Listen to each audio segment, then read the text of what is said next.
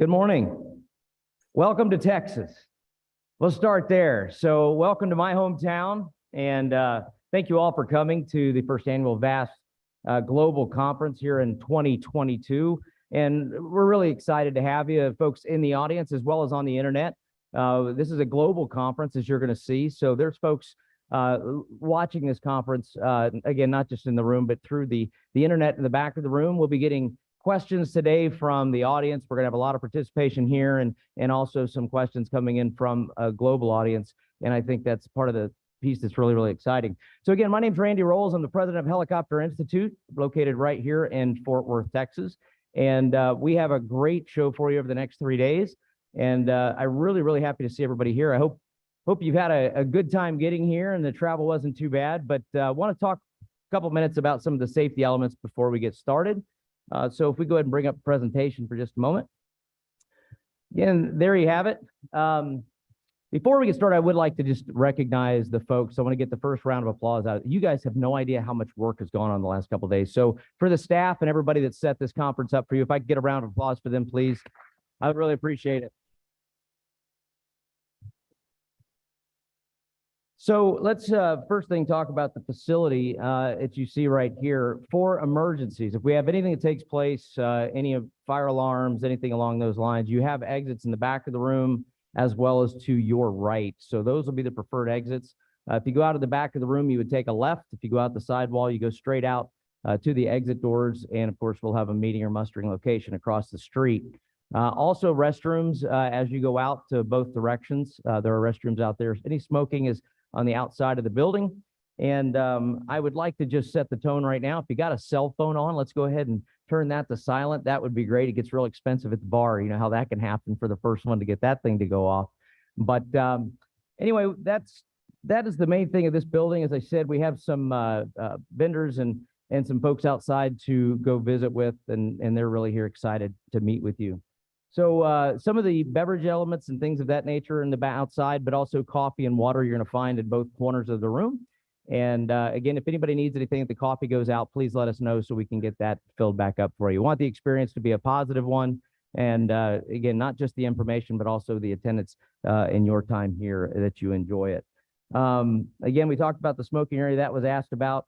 I said, my name is Randy Rolls. As I said, I'm here from the Fort Worth area, so we welcome you in. If you got any questions of fun things to do while you're here, I'm happy to help you with that. One of the things for me, and I want to be very clear on this, I've been an examiner with the FAA now for nearly 30 years. And this conference for me is very, very personal. You know, safety is a topic that, you know, we haven't, you hear the joke, we haven't found a new way to crash a helicopter. I hate that terminology, but it's true. And we've seen on a global scale, the data points come back the same. It's easy for me to stand up here all day and have that conversation and tell you about it, but I want to bring in a global aspect to it, which is the whole intent of this conference. What I'd like to do now, I'd like to introduce Francois LaSalle. He's from Bali, Indonesia. Francois is my colleague and also on the HAI board of directors along with me, is our kind of our foreign counterpart. And what I want to do is introduce him to kind of give you an introduction for his portion of the show.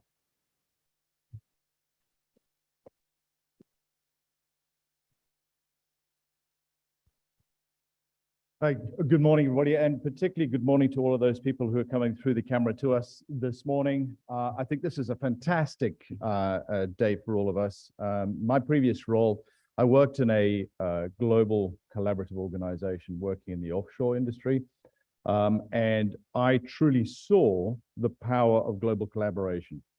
So I now am very honored to sit on the board as the international advisor to HAI.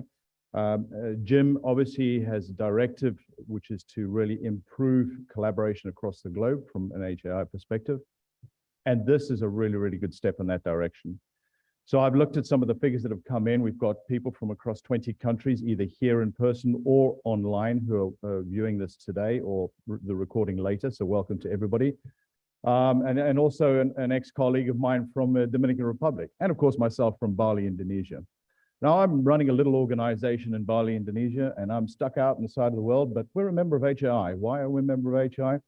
Because I want the value add. I want to be able to come and meet and speak to experts who do this stuff inside and out. I want to understand the latest technologies, the latest philosophies. the latest regulation. I need to understand all of that stuff to help me run the organization. But it's not just for me, it's for all of us. Like I said before, I've seen the power of global collaboration firsthand and how much success we can have.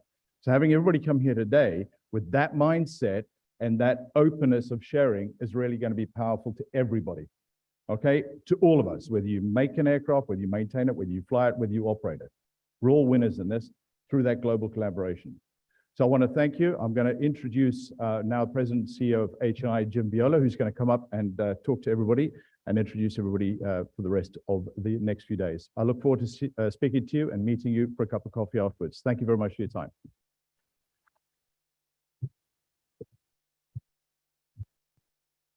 Well, thank you very much for taking the time to come here. We know there's a lot of competing events, especially coming back from COVID. And we're trying to get into a rhythm of what are the right events, how often should we have the events, and then the collaboration of working together for a lot of these events so we can double tap essentially us getting together to travel that's required to get here. So it's been great to work with the FAA and pick up here with the GVAST. It's the first time that we're getting together since we've actually expanded beyond the International Helicopter Safety Team. So thank you again for coming here. Next slide. Oop, I got that. All right, so I want to just cover the vision, worldwide vertical flight community with 0 fatal accidents. That is, while it seems like such a big step to be able to do that, it's something that, we've moved forward with. There is no one in this room that we don't want to see home for dinner tomorrow night. So we need to all pull together to make sure that we can make that come true. You've heard already from Randy and Francois that, the no new helicopter accidents. We need to stop it. We need to, put the things in place so that we can return every night and we can continue to come to events and see our friends at these events because we've made it safe. And we know the history of what we're trying to achieve. We got to keep the trends going, and we're going to see some of the trends today with the U.S. Helicopter Safety Team and the other regional members. So thank you for being here, and thank you for being committed to what the VAST stands for. Next slide. Oop, again. All right, so the mission, continuously improve. That is why we're here. So continue to share those lessons learned and make sure that we have the culture to get the operational performance through the harmonization and the coordination and implementation of global safety information, resources, programs, and supporting regional safety teams. And that's the thing that we took the little, supporting of those regional teams and then have representation of those regional teams here is the goal so that we can continue to share those lessons learned around the world. What are we learning, in the high mountainous areas? What are we learning over water? What are we learning in the different environments globally that we can then harmonize and bring together? You'll see some of the stuff that is being worked on by the working groups. And by all means, if there's something that you feel you can contribute, make sure that you put your foot forward and volunteer to be on those groups to continue to improve our community. So a lot of words there. I'm very happy to be a co-advisor with Mig Marin. He, of course, is very busy right now in Montreal, so he can't be here, but he certainly extends a video that we're going to watch now to where he would like to be here for sure. And play the video. Good morning, and welcome to the Vertical Aviation Safety Team's first safety conference. My name is Miguel Marin, and I hold the title of Chief Operational Safety at the International Civil Aviation Organization, more commonly known by our initials, ICAO, which we pronounce ICAO. With Jim Viola from the Helicopter Association International, I am also one of 2 VAST advisors that provide oversight of the VAST organization. I do regret that I was not able to attend the inaugural event of the VAST conference. As most of you may be aware, our time is not always our own in this industry, and I ended up with a scheduling conflict with the 31st session of the ICAO Assembly. ICAO has just published its 2022 safety report, presenting a detailed analysis of commercial air transport global civil aviation safety performance for 2021 operations. The report results reveal a 9.8% decrease in the global accident rate for the last year versus 2020, dropping from 2.14 to 1.93 per million departures. In 2021, fatalities fell by 66% against the number in 2020, although the number of accidents where fatalities occurred remained consistent at 4. ICAO is working to establish partnerships today with the entire international aviation community to achieve future safety improvements. We are at an interesting point in vertical aviation. Helicopter flight is less than 100 years old, and I don't believe there's ever been a time when this industry hasn't been evolving. From early piston-powered aircraft to multi-engine turbine, from steam gauges to glass cockpits, the aircrafts are getting better and safer. The next generation of aircraft will be even safer. And still, we must not lose focus on sound aeronautical decision-making and safety, despite the aircraft's ability to conduct more of the flight by itself. We must continue to focus our attention on the causes of accidents. Too many preventable accidents continue to occur around the world for the same reasons. Over half of those involve decisions made by our pilots. Our main concerns remain with controlled flight into terrain and loss of control in flight. Somewhere around the world, an aviation safety advocate has the answer to slowing or stopping accidents. FAST was formed so that we could use the ideas that have proven to be most successful, regardless of the language or location where they originated. You are here because you want to stop accidents. I salute your efforts, and I am confident that working collaboratively, we will find fit-for-purpose solutions to address issues without undue burden for industry. Once again, I regret that I can't be there to work among so many safety professionals. I wish you a very successful meeting. Thank you. So as Miguel pointed out, I think the people in this room are committed to trying to make the helicopter industry as safe as possible, the rotorcraft community, and also we're here for the advanced air mobility, urban air mobility, the future of vertical flight, and all the great things that we do for society. You know, we have to make as safe as possible. So thank you for being here and enjoy the conference.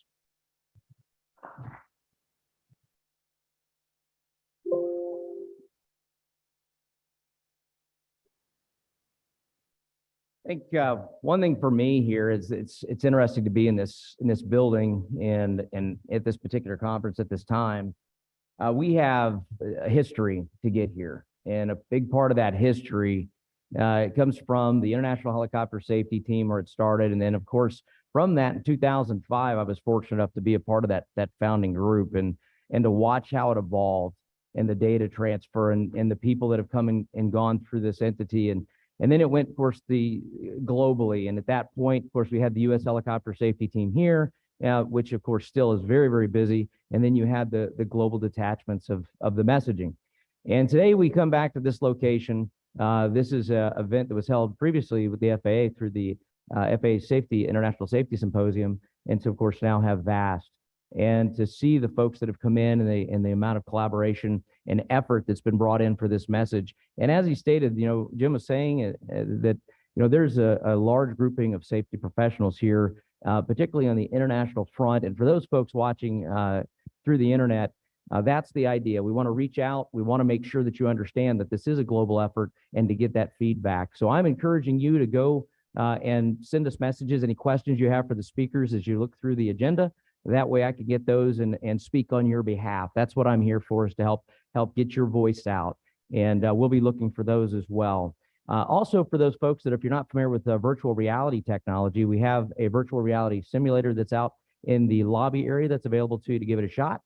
New technology, it's things that are moving and shaking, and so we wanted to give you an opportunity to see that.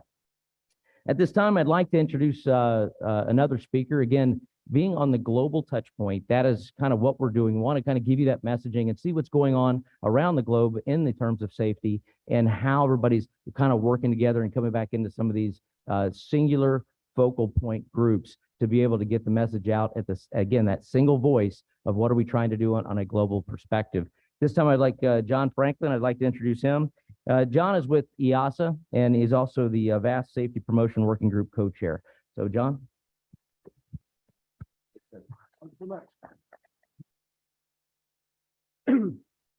Thanks, everybody. It's great to be here and I guess provide the first introduction to VAST as part of this global effort that we have going. You can maybe tell by my accent, I'm German. I'm also British. It's one of the joys of Brexit that, yeah, I also have German citizenship now. But yeah, my main job is working as head of safety promotion at EASA. And I'm also then the VAST Safety Promotion co-chair. And what I want to do now is give you a little bit of a flavor about what VAST is, the role the organization is doing, how it works, all of those kinds of things. But before we get into that, I've got a really important question. I'm sure something that you're always wondering in life, and that is, hopefully if it comes up, where can I get a picture of a roller skating mermaid? It's something we always ask ourselves, I'm sure. Very important question. You may or may not know, I found some people last night who did know that on the first Sunday of the summer, or Saturday of the summer, in Coney Island, there is a mermaid parade. Some people get dressed up. Some people get less dressed up. There's young, there's old, there's dancing in the sea, and generally a good time is had by all. And actually, I've met Chris Hill, was telling me last night that he's been to the Mermaid Parade, and it really is as fun as it looks in these pictures. But you're probably asking, well, what's the point of this? Some nice pictures of the Mermaid Parade. And ultimately, it's not about the Mermaid Parade. It's about the photos themselves, where they came from, and ultimately the power of collaboration that enables us to do fun, exciting, important things. Oh, it's moving by itself. So with a quick search on Flickr, I found 152,585 photos tagged Mermaid Parade. From over 5,000 different contributors around the world. Oh, is there a way to stop this moving by itself? We already have the human factors challenges, up is down and down is up on this. It's very interesting.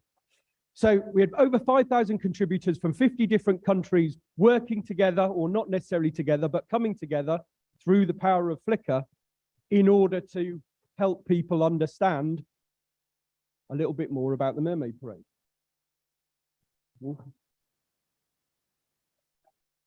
Okay, no worries. So we have all these people collaborating. Now, probably the most exciting thing about those pictures and what there is on Flickr is I first did this presentation about 10 years ago to a completely different audience in Italy. And 10 years ago, when I did that same exercise, there were only 2,000 pictures.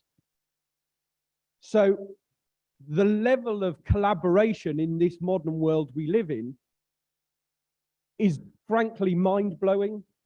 And actually, it highlights one of the key things about the evolution from the International Helicopter Safety Team to VAST, is that when we come together as a global community in the modern world, we can really achieve some completely amazing things by working together.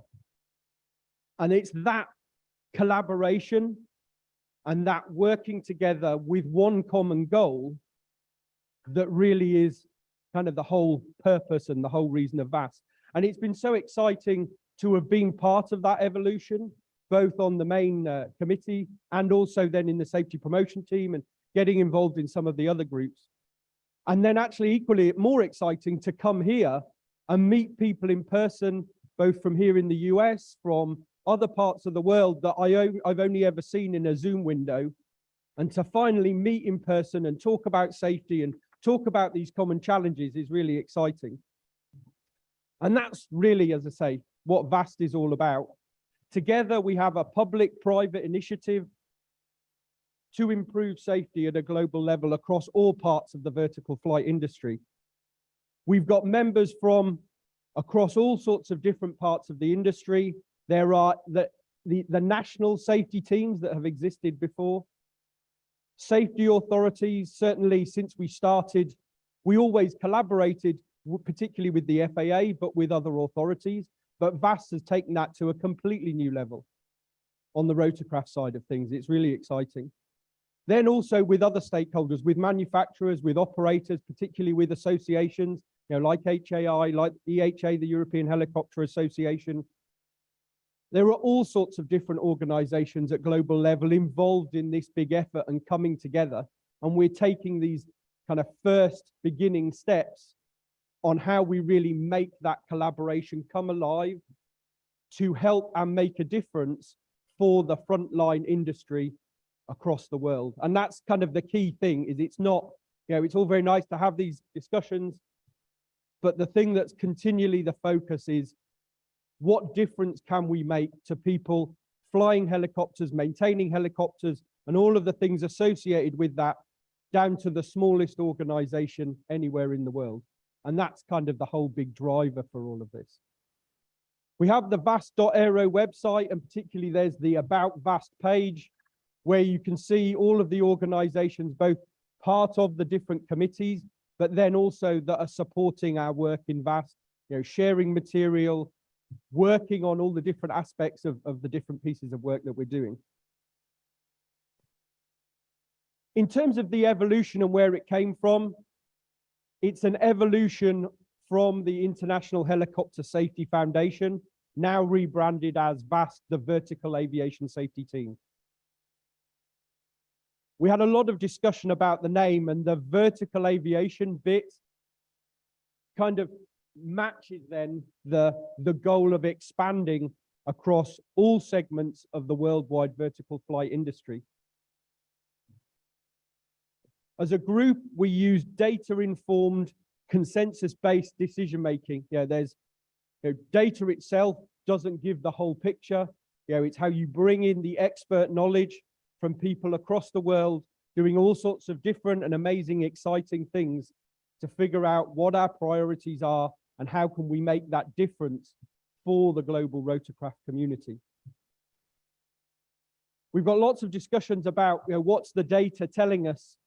You'll see that in a presentation this afternoon that I'll be doing from our European perspective, and also then from the US side, and really getting into what are we learning about what our priorities are. And the panel session that will follow fairly shortly will also start to discuss, what are our priorities. I think that's, as an industry, it's something that's not just in VAST. It's the more we can collaborate with each other at global level, but then even at regional and local level as well, really asking the tough questions. What are our challenges as an industry? How can we come together to develop common solutions and really change the way we approach certain things in what we do every day? One of the big challenges, certainly we've been talking about a lot, is within certainly the rotorcraft roadmap we have within EASA, is that in the rotorcraft community, it's very unique because we have large numbers of very small organizations who don't necessarily have the kind of resources that people think they might. And acknowledging what we can do to help particularly those small organizations really do things as safely as possible, when the chief pilot is also the head of IT and the company secretary, and responsible for the vehicles and all sorts of other things in the organization. How much time do they have to be able to keep on top of the latest regulations, what's changing?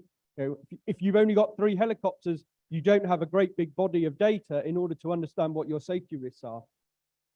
And the more of those kinds of pieces of information that we can provide, that people who already are exceptionally busy trying to do their best while keeping an organization afloat and people's jobs and livelihoods, the more we can provide those kinds of things that just helps them find out something important, change something, and get on with their day, that's where we hopefully really start to collectively make a difference as an organization.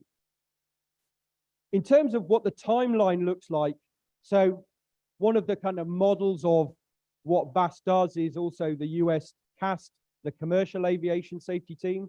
And we've been also from a European perspective, working with CAST, and we have a similar kind of structure in Europe that matches what CAST does. And it was established with the goal of reducing airline accidents by 80% in 10 years. In 2006, IHST was created, then with the same goal in order to do the same thing in the vertical flight industry. Then in 2013, IHST was recalibrated with this vision of zero accidents, the establishment of regional safety teams with the US helicopter safety team. And it's kind of exciting to look back at all of the things that were achieved in all of that activity. Before I joined EASA in 2011, I was in the UK military. And even back then in kind of 2009, 2010, we were involved in supporting the European helicopter safety team efforts and even some of the global efforts back then on understanding accidents and coming up with actions and all of those kinds of things. So it's not that with VAST something sudden's happened. There's been this fantastic build-up of many, many really dedicated people really trying to make a difference. So then in 2021, last year, we expanded and rebranded IHST into what you see now as VAST today.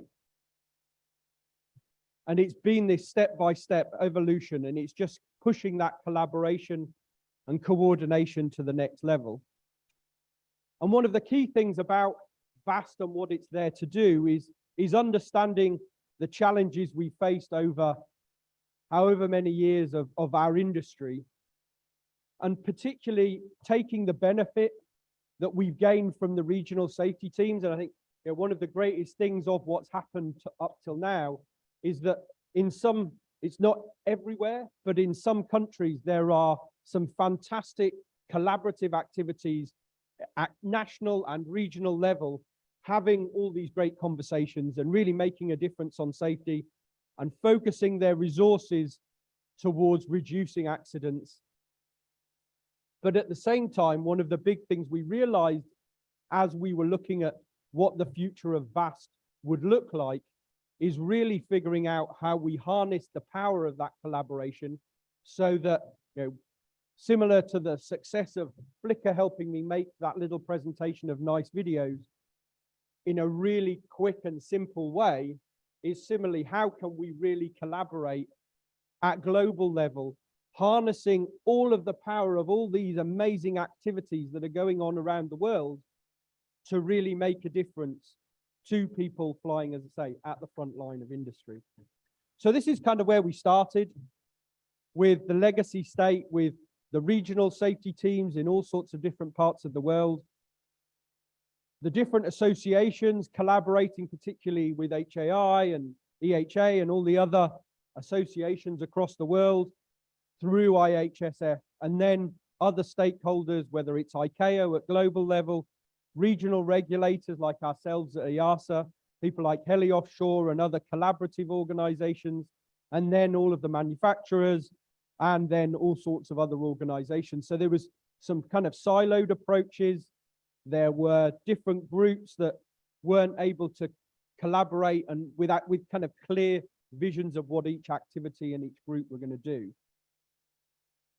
And the first step we've moved towards now is removing those silos in a functional way, so people come together in different parts of from different parts of the world, from across all the different parts of the industry, in order to have the right conversations on all the important topics.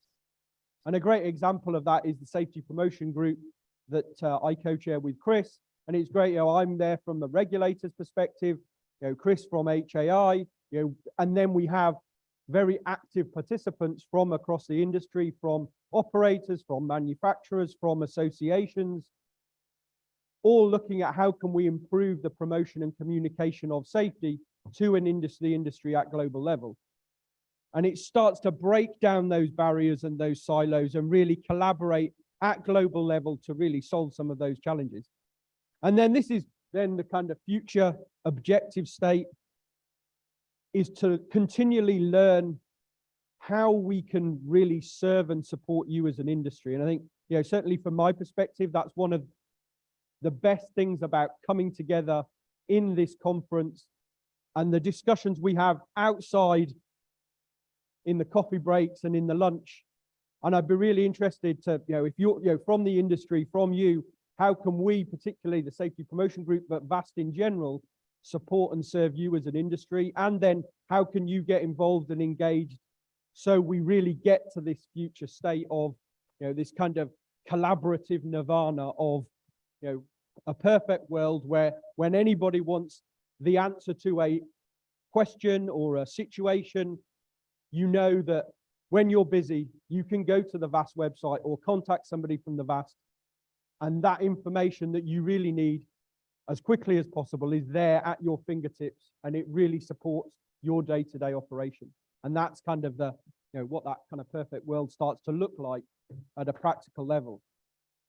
So we have now already our safety resource library available. It's the first step in how it's organized.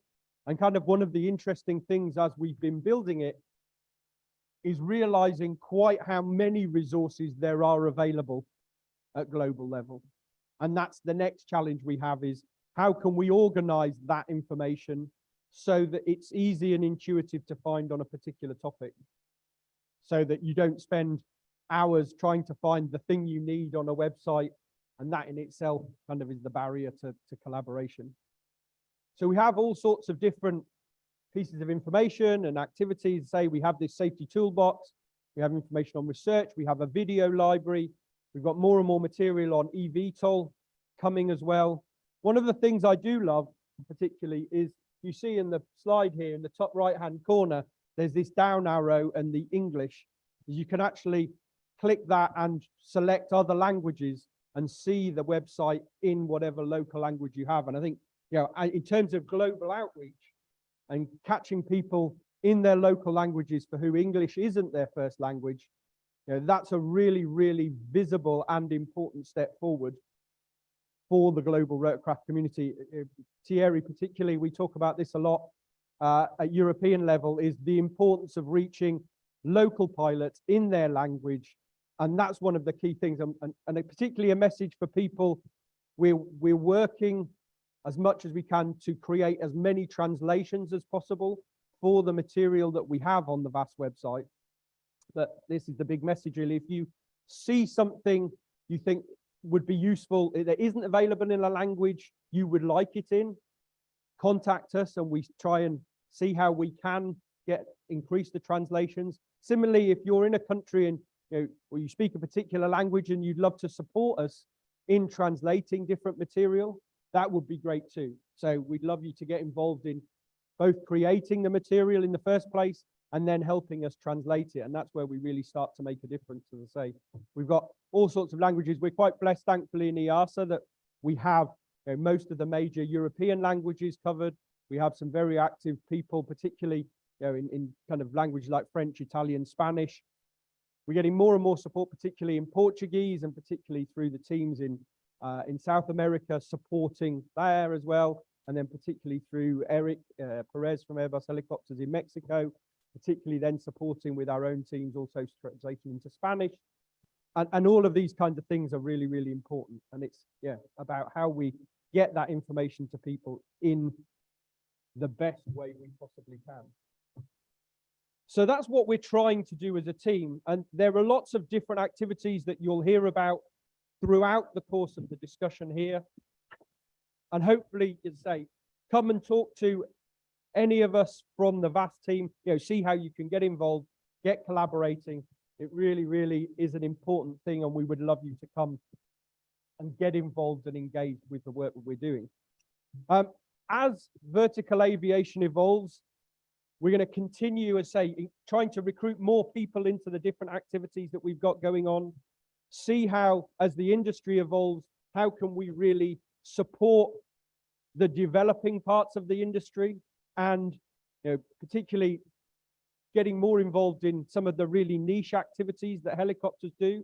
We've been doing a lot of promotion on things like hoists and sling load operations, and there's all sorts of very specialist parts of the industry where small, quick, collaborative teams can solve problems really, really quickly. I think that's really interesting and hopefully really useful. And the more we can share content with each other, if you're creating any safety material within your own organizations, it would be great to come and talk to us and, see how, can we help develop material with you? We have certain resources available to us, whether it's graphic design or video, that can help make things you might be doing more, easier to reach more people. And then, we can help push that on a global stage. And that's what we're starting to do, particularly if I talk about the safety promotion group. I think that's the key thing is you've come here, the more you can discuss with each other and with us and the VAST team, we're all one collaborative effort. And how can we really work together to solve the challenges that we have now and in the future? So that's VAST, and that's what it's all about. And hopefully, as I say, you'll hear a lot more about the different activities that have been going on and the things you can engage with as the conference progresses. Does anybody have any questions? Do we maybe? We absolutely have questions. Excellent. So one of the things that have come up, as I told everybody, one of the things we're doing is we're bringing things in on a global scale. So you're seeing questions come in from all over the world, and it's interesting. A couple of them, when you started talking about language and translations and so forth, John, that got people talking a little bit, and we got a lot of information coming in. One of the questions that they came in was, well, first they want to know about the translation. Where can they find it on the website? So it was www.vast.aero. That's AERO. And if you could, where was it exactly located? So there's two bits, so particularly in the latest, on the tab at the top. Actually, I can quickly scroll back to the top part of the website. So where you have the new information part, if you click on that part where we have translations, you'll see like 2-letter codes, EN for English, DE for German, etc., IT, Italian, Spanish, and you'll see them alongside each article at the moment. And similarly in the safety toolbox, what we'll then look to do is collate things. So as we get more things, then all of the Spanish translations will be on the Spanish page, essentially, all of the French things on the French page, etc. So that's and just as a reminder, keep that microphone close because Oh, yeah. the folks over in Europe can't hear us.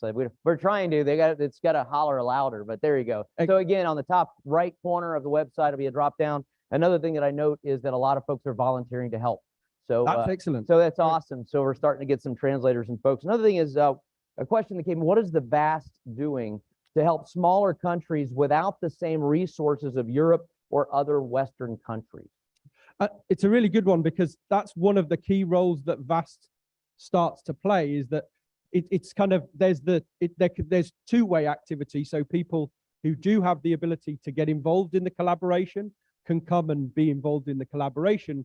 But then just by having contacts in different countries, and we're all using, whether it's FAA, HAI, or EASA and others, where we have contacts in other countries, and we've started particularly talking to people in different parts of Africa where they don't necessarily have the resources themselves to come get involved, but to have a focal point, we can push material out to them, and help understand what kind of needs they have, and then really start at least having somewhere. So we have somebody in Nigeria, for example, who's at the heart of the Nigerian rotorcraft community. And when we do something interesting that's useful for them, he knows what he can do with it and where he can push that out in that country. And the more of those kinds of situations we can get, even just focal points that we can push stuff to, really starts to help expand that network. That leads to the next question that we're seeing to be getting, and that is, and it's probably some in the room, because regionally, even here domestically, we find this. I have a lot of folks that want to start up some of their own organizations, their own teams to say, hey, we want to get together, we want to have meetings, we want to talk about this, we want to, what's a better way to do it? And they want to start up their own regional safety teams or some type of a VAST team. So the question specifically was, hey, I don't have a regional safety team, what do I do? How do they develop that? And I think by coming to VAST, and then there are already great models about how that works in different countries. So us being able to support and advise the setup and help people establish their own activities like that. How do you understand your top risks in a country? How do you collaborate together? And just using all of the lessons we've learned at global level in order to help these teams kind of learn from all the mistakes we've all made over the years and all of the developments we've had, to really kind of turbocharge the way they start rather than kind of starting with a blank sheet of paper and an agenda and right, okay, how do we do this? And So there's what the do we do? answer. I mean, that's it, folks. I mean, if you want to do this, the information is there. For those watching through the internet, again, the information is there, vast.aero.aero. You're going to go there and you're going to get the information you need. You can also send some information in, ask questions. John's available, same thing through emails and so forth, that there's specific regional questions that come up as well. But any questions from the audience at this time? So John, I'll excuse you. Thank you very much, sir, Thank you very very much much. for your time. Round of applause, please. I do want to say that one of the things we're dealing with, and I have to think that what goes on domestically represents a global touch point. It has to. The information that we see is not, it's not just something that you know, befalls us with FAA regulatory oversight or the elements that we do here domestically in the US. I think when you start going out on a global touch point, and that's one of the great things with HAI and VAST. Matter of fact, this conference, you know, is the FAA is a big part of this conference. They co-sponsor it. We have HAI, we have VAST itself. We also have the U.S. Helicopter Safety Team, which in just a moment, I'm going to have Nick Mayhew come up and speak a little on that. But I would say that we make some mistakes. And I think the safety message, it's funny, it wasn't that long ago that I was doing a commercial check ride, and I had asked the applicant some questions on something about risk management, risk mitigation, risk assessments, and I got into something about error chains. And when I brought that up, I had asked a simple question, you know, what is an error chain? And there was this deer in the headlight look. This is at the commercial pilot level. So, you know, from a helicopter perspective, we're looking at a couple hundred hours of flight time. We're looking anywhere from 8 months to a year of probably being engaged in the industry, and didn't know what an error chain was. That's hypercritical to a knowledge point to us at a data point. And I think one of the things we're kind of failing the industry on is we're not getting the information out to our pilot maintenance cadres. And again, I have to reflect on this internally, that it also has a global touch point, that we're not getting it to the industry early enough. When I look in the room, I look at well, I'll put it this way. We probably, this might be a little older group than sometimes we'd want to see, right? I got some of the folks, we need to reach it out there and get to the newer folks. And when I talk about the experience in the industry, we've got to reach out and pull them up and get the same information to them. How do we do that? And that's the stuff that I'm engaging you as the audience for this event. You've taken the time to come here. It's not about just saying the same words. It's not about doing the same things. It's about engaging both yourself and the industry that you're a part of, utilizing VAST, the tools that are available to you to pull those folks back up and put it back out into the industry, and make sure we're seeing the, you know, the fruits of our labor. Put those seeds out there, let it grow. This has been going on a long time. You heard 2006 for the IHST when it was formed. It's been a lot of years. Yet we're still seeing a lot of the same things happening, and they happen either a different way, right? But at the end of the day, it's still occurring. And so this message is absolutely something we have to keep going, but it also has to be refreshed. It's got to be something with the whole new generations that are coming along. So I would invite at this time, Nick Mayhew, if you can come up. I want him to speak a little about the U.S. Helicopter Safety Team. As I said, they've done a wonderful job. Nick himself is a wonderful instructor. I myself have chosen instruction as a career. This is all I do. And I will tell you that Nick kind of has embodied that same culture of his whole life and his career. And I truly appreciate that. So I'm going to let him give you a little information about the U.S. Helicopter Safety Team. And sir, it's good to see you.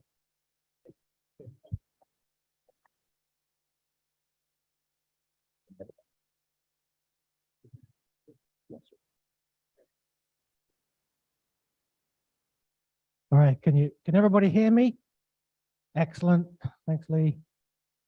So in the true traditions of this international collaboration, as you can tell, I am from deep South Louisiana. No, I'm kidding.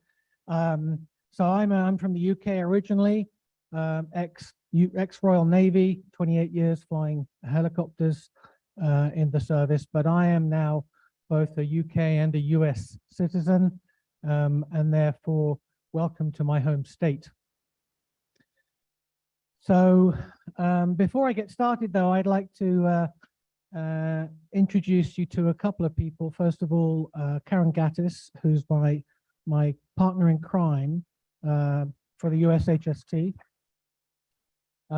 She's the government co-chair, and I cover the industry side. But we also have a number of other people here who work very hard on the United States Helicopter Safety Team. If you're on the USHST steering committee or are related to that on the teams and the working groups, please stand up. Thanks.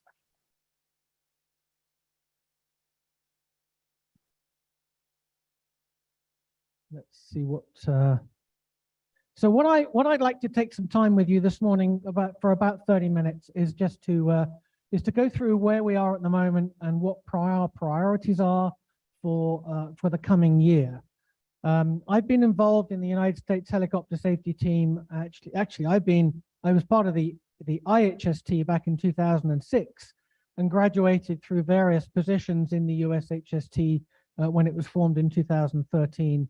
And I've held this role now I'm in my 4th year as the industry co-chair. Some people call it herding cats. It's a little bit like herding cats, but it's very rewarding when things happen with statistics. When numbers go down and we start saving lives, that's when it gets good for me. So our vision is a civil US registered helicopter community with 0 fatal accidents. How many people here believe that we can get to 0 fatal accidents? Good. The way I like to approach this and describe it is day by day. Believe it to achieve it. If you don't believe you can get to 0 accidents, then it'll never happen, right? So you have to believe it to achieve it. If you can get to the end of today without having an accident, without causing an accident, or seeing an accident, then you've achieved 0 accidents for the day. If you can do the same again tomorrow and you go home to your family, then you've done it for 2 days. You do it for 2 days, why can't you do it for a week? You do it for a week, why can't you do it for a month? Another month, maybe you start again. Think of it day by day, day by day. And you can achieve it.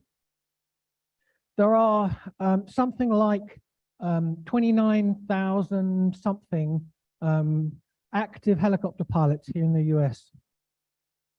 And how many accidents do we have every year? Something around 100, 106 accidents, something like that. Some of those are fatal. But the 28,900 pilots are accident-free for 2021. And I'm sure that there are some accident-free pilots in this audience. So why can't we achieve it? We can achieve it, and we will achieve it. An interesting statistic that I'm seeing at the moment is how many days what's the average number of days between accidents at the moment? And 5 years ago, it was like 12 fatal accident here in the US.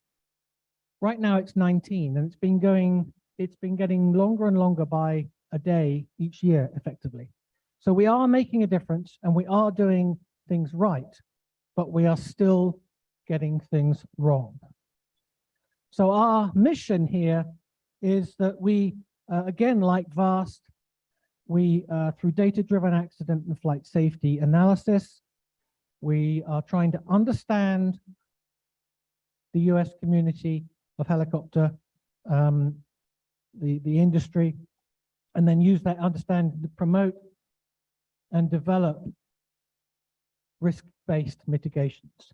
And we're doing that through, right now, things called HSEs, helicopter safety enhancements. This is our collaboration. We've already heard about VAST collaboration, and you can see VAST is on that slide. So we are part of VAST, and we work together with VAST on collaborating. Again, industry and government. Our goal, focusing on the fatal accident rate, is to, we set ourselves the goal that by 2025, we're going to reduce the fatal accident rate to 0.55. We've achieved that before, but right now we are not doing so well. You'll see that in a moment. And we do that through an action-oriented, safety-driven approach. At the moment, these 16 safety enhancements that we've got out there at reducing fatal accidents. Who does it? You've seen some of the people stand up already in the room. This is the team, Karen and myself, heading up the steering committee with a number of other parts of the industry represented by the OEMs, by the FAA, by other organizations, and academia. And in fact, we've just added, right now it says that the academia is vacant. We've actually added somebody else from Embry-Riddle and somebody else from UND, University of North Dakota, who have a good aviation program. We have various communications teams, the issue analysis team, the safety analysis team, and you'll hear a little bit more about them at the moment, and they're Mona and Leah sat at the back. A co-ord team and an outreach team, and we rely on the outreach team when a safety enhancement is completed, then we hand it to the outreach team, and they continue to pull the information out to you guys so that you can continue to use it, and that is on our website. We have various working groups you can see there. One of them is vacant. We have a recent guy who moved from, he actually worked, now went to work for Lockheed Martin. So we have an open position on our aerial application. If you know anybody who wishes to head up our working group on aerial applications, which is still a high risk industry, then please let me know. So here's our goal, 0.55. We used a baseline of 0.62 back in the 5-year period, 2014 to 2018. And you'll hear more about this from Lee Roscoff later on when he gets into some of the more of the details. So I'm just going to scratch the surface of this. But this is our fatal accident rate. So every 5-year period, then we take the average. And what we're trying to do is to get 0.55. We have achieved that before. As you can, not from this one, but we have done it before, and so we believe that it was a realistic goal. However, you can see that statistically we're going in the wrong direction at the moment. So we need to focus and try and bring that line down.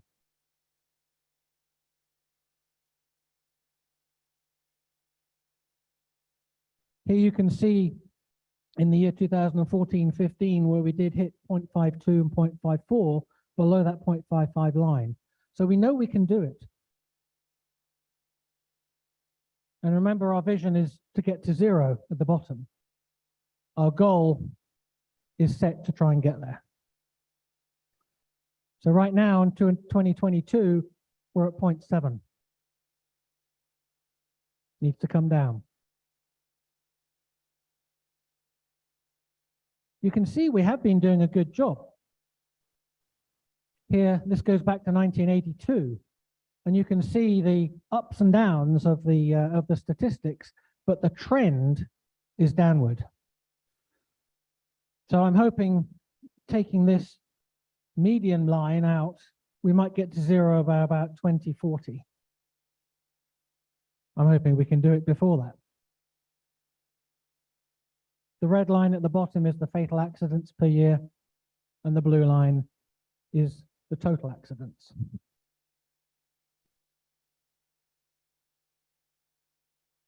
What are we doing right now? So we had 16 helicopter safety enhancements that we are finishing up for 2022. We are going to close those out by the end of the year, and then they were started back in 2018. We have 12 of them completed right now, and the 4 that are left will be done by the end of the year. If you want to find out about these, go to the website, ushst.org, and you can see what it looks like on the right-hand side of this slide. We don't close, even though we're going to finish an HSE, we're not going to close it out and throw it away. It remains out there for you to use, and if necessary in the future, we will refresh it if the data shows that we need to do that. But it remains in perpetual outreach, so you'll be able to get it. We will keep refreshing that information on social media, and it'll be available on the website. Entering 2023. So what we're looking at doing is launching a next round of helicopter safety enhancements. You've already heard that the top 3 categories remain as loss of control in flight, unintended flight into IMC, and striking objects during low altitude operations. So we're going to continue to pull information from those 3 categories, where 50% of the fatal helicopter accidents are happening. That's where they're happening right now. We revisited the previous intervention strategies that were below the cut line, or what we call the Mendoza line, for those people who understand baseball. And we are going to pull up a few of the safety enhancements from below that Mendoza line. Probably 3 to 5, something like that. We're not going to bite off too much that we can't chew, and we want to make an impact with them. The safety analysis team, driven by Mona and Lee and the team over there, are going to validate the relevance of these intervention strategies against more recent accidents, more recent fatal accidents. So we're going to validate those. That'll be done by the end of the year.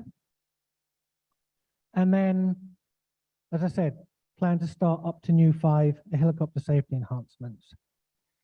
We need to staff each of them with an HSE team. There will be a steering committee champion, as we have done for each HSE to this point. We will need to collaborate with industry. We will need a lead organization to help take it from cradle to grave. And we need volunteers to make sure that we get it right and get the information out there. So when we get to Atlanta for Heli Expo in March, we will be we should know what these are. We'll be promoting them at the Heli Expo, and then we will be tell you what the actions and outputs are going to be of those HSEs. We will finalize that in April. We'll review it May, June time, rough timescales, and so we have everything in place to kick off in July. Looking at running them for 1 to 2 years, and then while we continue to bring up the HSEs that we have already in outreach by adding these up, adding about another 5, and I think, and we had a look at them in August when we were at Bell. We had a meeting. A lot of them are in the low-level environment, and I know we've been hitting wires lately, which is something that is we have statistics on, so we may be looking at that. But we'll let the safety analysis team do their bit, and they can show us what areas we're going to look at with your help. As I've already said, where do you fit in? Can your organization commit to leading an HSE from start to finish for about 1 to 2 years? If you think you can do that, please let me or the team know. You want to be involved, you want to be part of this collaboration, then please share that information with us. Talk to us. The next 6 months is perfect timing to get you on board. You can go to the website. If you can't get hold of me or anybody on the team, you can go to the website, and there is a Follow USHST tab. Fill it in, put in the information that you want, and it'll and you'll hear back from somebody on the team. The resources are still out there, however. It's important now, it'll be important next year. Don't be like this guy under the truck here. Find the right tool, go to the website, and use the resources that are there. A lot of this information on ushst.org is also on the vast.aero website, and a lot of them were linked. I encourage you to, if you haven't already taken the 56 Seconds to Live course, then please do so. It's free. Go to the website, follow the prompts. It's an excellent course. The video itself is very dynamic and powerful, but there are lots of other things out there, YouTube videos, planning tools, risk assessment tools, etc., recommended practices documents. Follow us on social media and you'll hear about what's going on firsthand. Facebook, LinkedIn, please follow us. Or, like these, face-to-face, all virtual presentations. We have focused workshops at the different shows or conferences shown on the screen here. In fact, I'm speaking next week here in Dallas at the CHC Safety Summit. And then we have virtual webinars throughout the year. Right now we're running them quarterly for about an hour and a half. Again, you will see those on the website where we cover regional, seasonal stuff, cover the HSE updates, review of accident trends, and a lot more.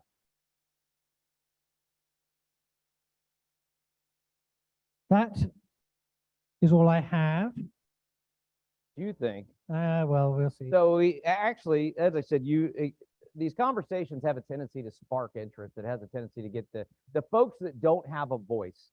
And I think that's a very, very important part. And I really think it's important to let everybody in the room know that we're not trying to sell you anything. On first couple slides, as you come in here, it seems like we're trying to sell you something, right? It almost seems like this is a marketing scheme. Well, it is in some regards. We need more participation. And I think that's a big part of this thing is the participation. And that's one of the things that kind of hit a theme here. It says, good one. Does the USHST have any paid positions? If not, how does the work get done? And I thought that was a great question. I really did. And that actually came from somebody in the room. But no, I'm just kidding. That was just how is that? How does that work? There are no paid positions on USHST, and actually USHST has no funding. We rely on funding, any funding that we get for doing the things that we need to do, like outreach, putting all the information on a USB stick. We actually have to go to VAST, what was your IHSF, because it is funded from the industry, from donations that come from OEMs, etc. So that's how we fund ourselves. But there are no paid positions on the USHST. Every single one of us is a volunteer, and our time is either donated by the people on the team or funded by the company that they work for. So that is the answer to that. That's the answer to that question. It can be disadvantage at times, but we're all so passionate about it that it tends to work. I think there's, with Zoom and things of that nature, it's really starting to help, because early on there were monthly meetings. I mean, it was a very engaged going somewhere and traveling, and as Nick had said, he's been it since day one. So it's kudos to you for the efforts that you've put in. And I agree with you, the companies that support this. One of the other questions I thought was very interesting that came in was, what is the biggest challenge the U.S. helicopter safety team sees today? And I don't think that's a fair question to look singularly at the U.S. helicopter safety team. That's a global question. What do you see as that greatest challenge? I think there are two parts to that question, or two answers. I think the greatest challenge that we have is getting the right people in rooms like this. Right now, everybody in this room is here because they believe in the safety culture. They believe in the in following, in collaborating with the industry on safety issues for your particular mission. What we're missing here is, and the challenge is, where are we having the most accidents at the moment in the US? And that's personal private still. Personal private are not, I mean, I will ask the question, how many people here have a personal, a private license only, nothing, the private certificate, nothing else? So I think I've made my point, right? So we struggle to get to these people. How do we do it? I'm open to all sorts of ideas. We have come up with thoughts like an app that has a free risk analysis tool in it that these people can go and use, and that links to all of our VAST and our USHST websites and all the resources. But how many of the people out there know about us? How many know what the resources are on that website that they can use for their own benefit when they are flying a private aircraft? That is the main challenge. The second part is safety culture. I still believe that we have a long way to go in the industry with everybody being of the same mind on safety culture. People have different views and different approaches to things. An example I tend to use, and forgive me for those people who are at the CHC Safety Summit next week, you'll hear it again. But when you're driving down the road, what does a yellow light mean? When you get a yellow light, traffic light, what does it mean? Anybody? Speed up. I want to get through this. Or do I slow down? Do I wait for that red light, which is about to happen? I know it's going to happen, but in the US, what determines the length of the yellow light? Anybody know? The speed limit. It's the speed limit on that road that determines how long that stays yellow for. So if you drive that road every day, you know that it's going to stay yellow for 5.5 seconds or whatever it might be. And you get into the habit and you drive through it. Now go to the UK and drive your hire car from London Airport, and you come up against the yellow light and you go, oh, I've got 5.5 seconds, and you drive straight through the red light. Because in the UK, it changes like that, and it's not linked to the, and I just use the UK as an example. It's not linked to the speed of the road that you're on. So that's a habit that you get into. It's an approach that you've got used to, and things change because you're in a different environment. When you move from one aircraft type to another aircraft type, how many bad habits do you take with you based on the aircraft you've been flying and not the one you're about to fly? Everybody needs to, the safety culture has to be, we need to get on top of it. Fantastic. Any questions from the audience this time? So if not, the last question that came in was just about sharing of information. And this one is, how does the U.S. helicopter safety team work with international safety teams to share information? How does that get across? So all the information that we have, we put on our website, and we share that information. There are a number of us who are on VAST working groups as well. So there's an interchange of information and a collaboration between the VAST and the USHST. So that's the way that we share that's the way that we collaborate on the information that we're pulling together. And we will share the information with you by putting it on the website. Fantastic. If I get a round of applause for Mr. Nick Mayhew, U.S. Helicopter Safety Team.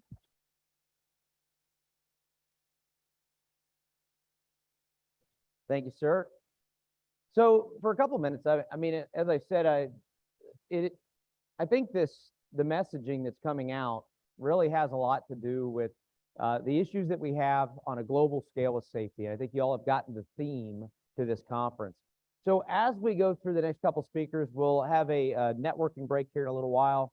And then the theme is going to start talking about the real deal, folks that have been involved with certain situations and lessons learned and so forth. And that's going to kind of change the context of the conference. I will tell you some of the things that I'm impassioned about. He mentioned transition training, going from one aircraft to another. I spend a lot of time in that world. I also spend a lot of time doing 135 training from operators from coast to coast, and different types of contract training. And these are operators. These are the folks that have FAA approved training programs. Some of them have safety management systems. And what's really interesting to watch is the evolution of the past decade, and having the opportunity to go in and see the work that you've done, this industry has done to improve the way of doing business. Having grown up in this industry from the 80s, this is all I've ever done.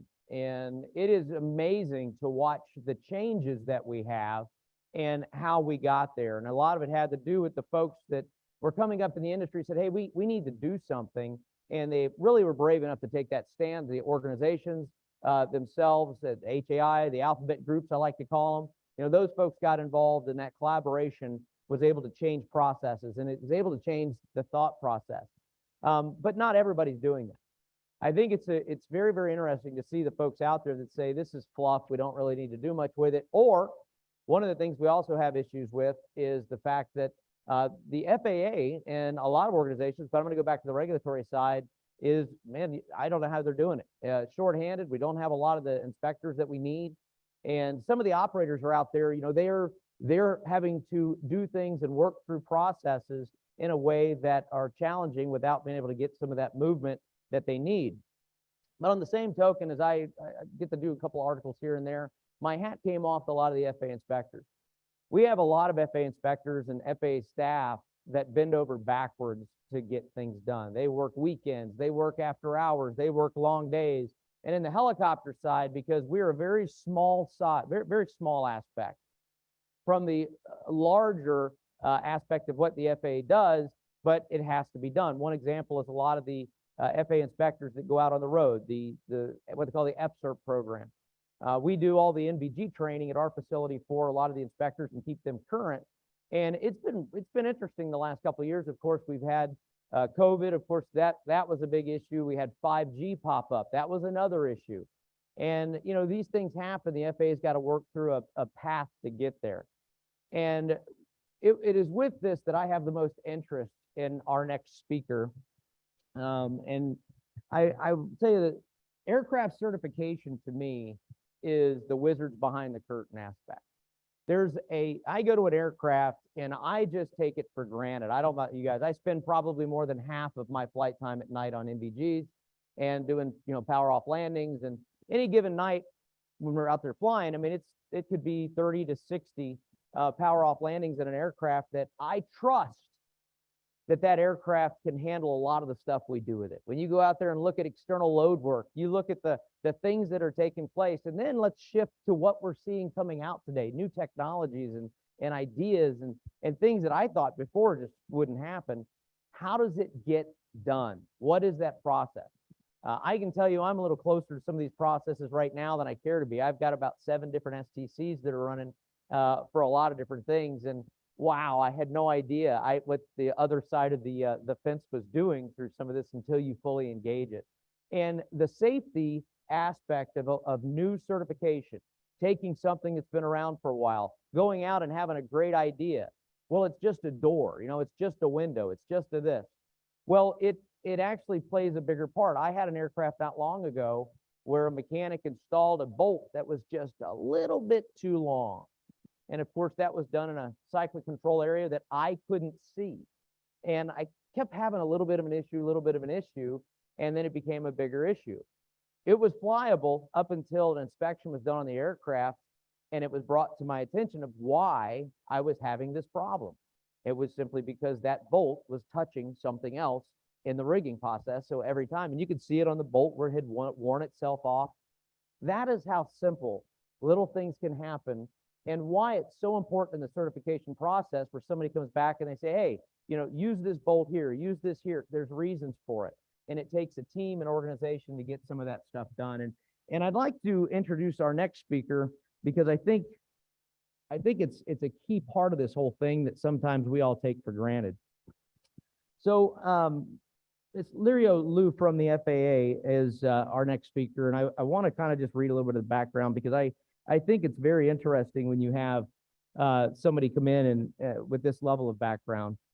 Ms. Liu is the executive director of the FAA's Aircraft Certification Service, where she's responsible for type certification, production approval, airworthiness certification, and continued airworthiness of U.S. civil aircraft fleet, including commercial and general aviation activities. She oversees over 1,400 employees working within FAA headquarters, field offices across the U.S., and 2 international offices located in Belgium and Singapore. And Ms. Liu, feel free to update any of that if I'm wrong. But again, she's with aircraft certification, and I think this is a key piece. We talk a lot about pilots, mechanics, we talk a lot about the operations, but a key aspect of safety is the baseline of the aircraft that we're dealing with. And I tell you, with all the new vehicles that we see coming out, this is a big part of safety as it goes forward. So again, round of applause, Ms. Liu from the FAA. Thank you very much.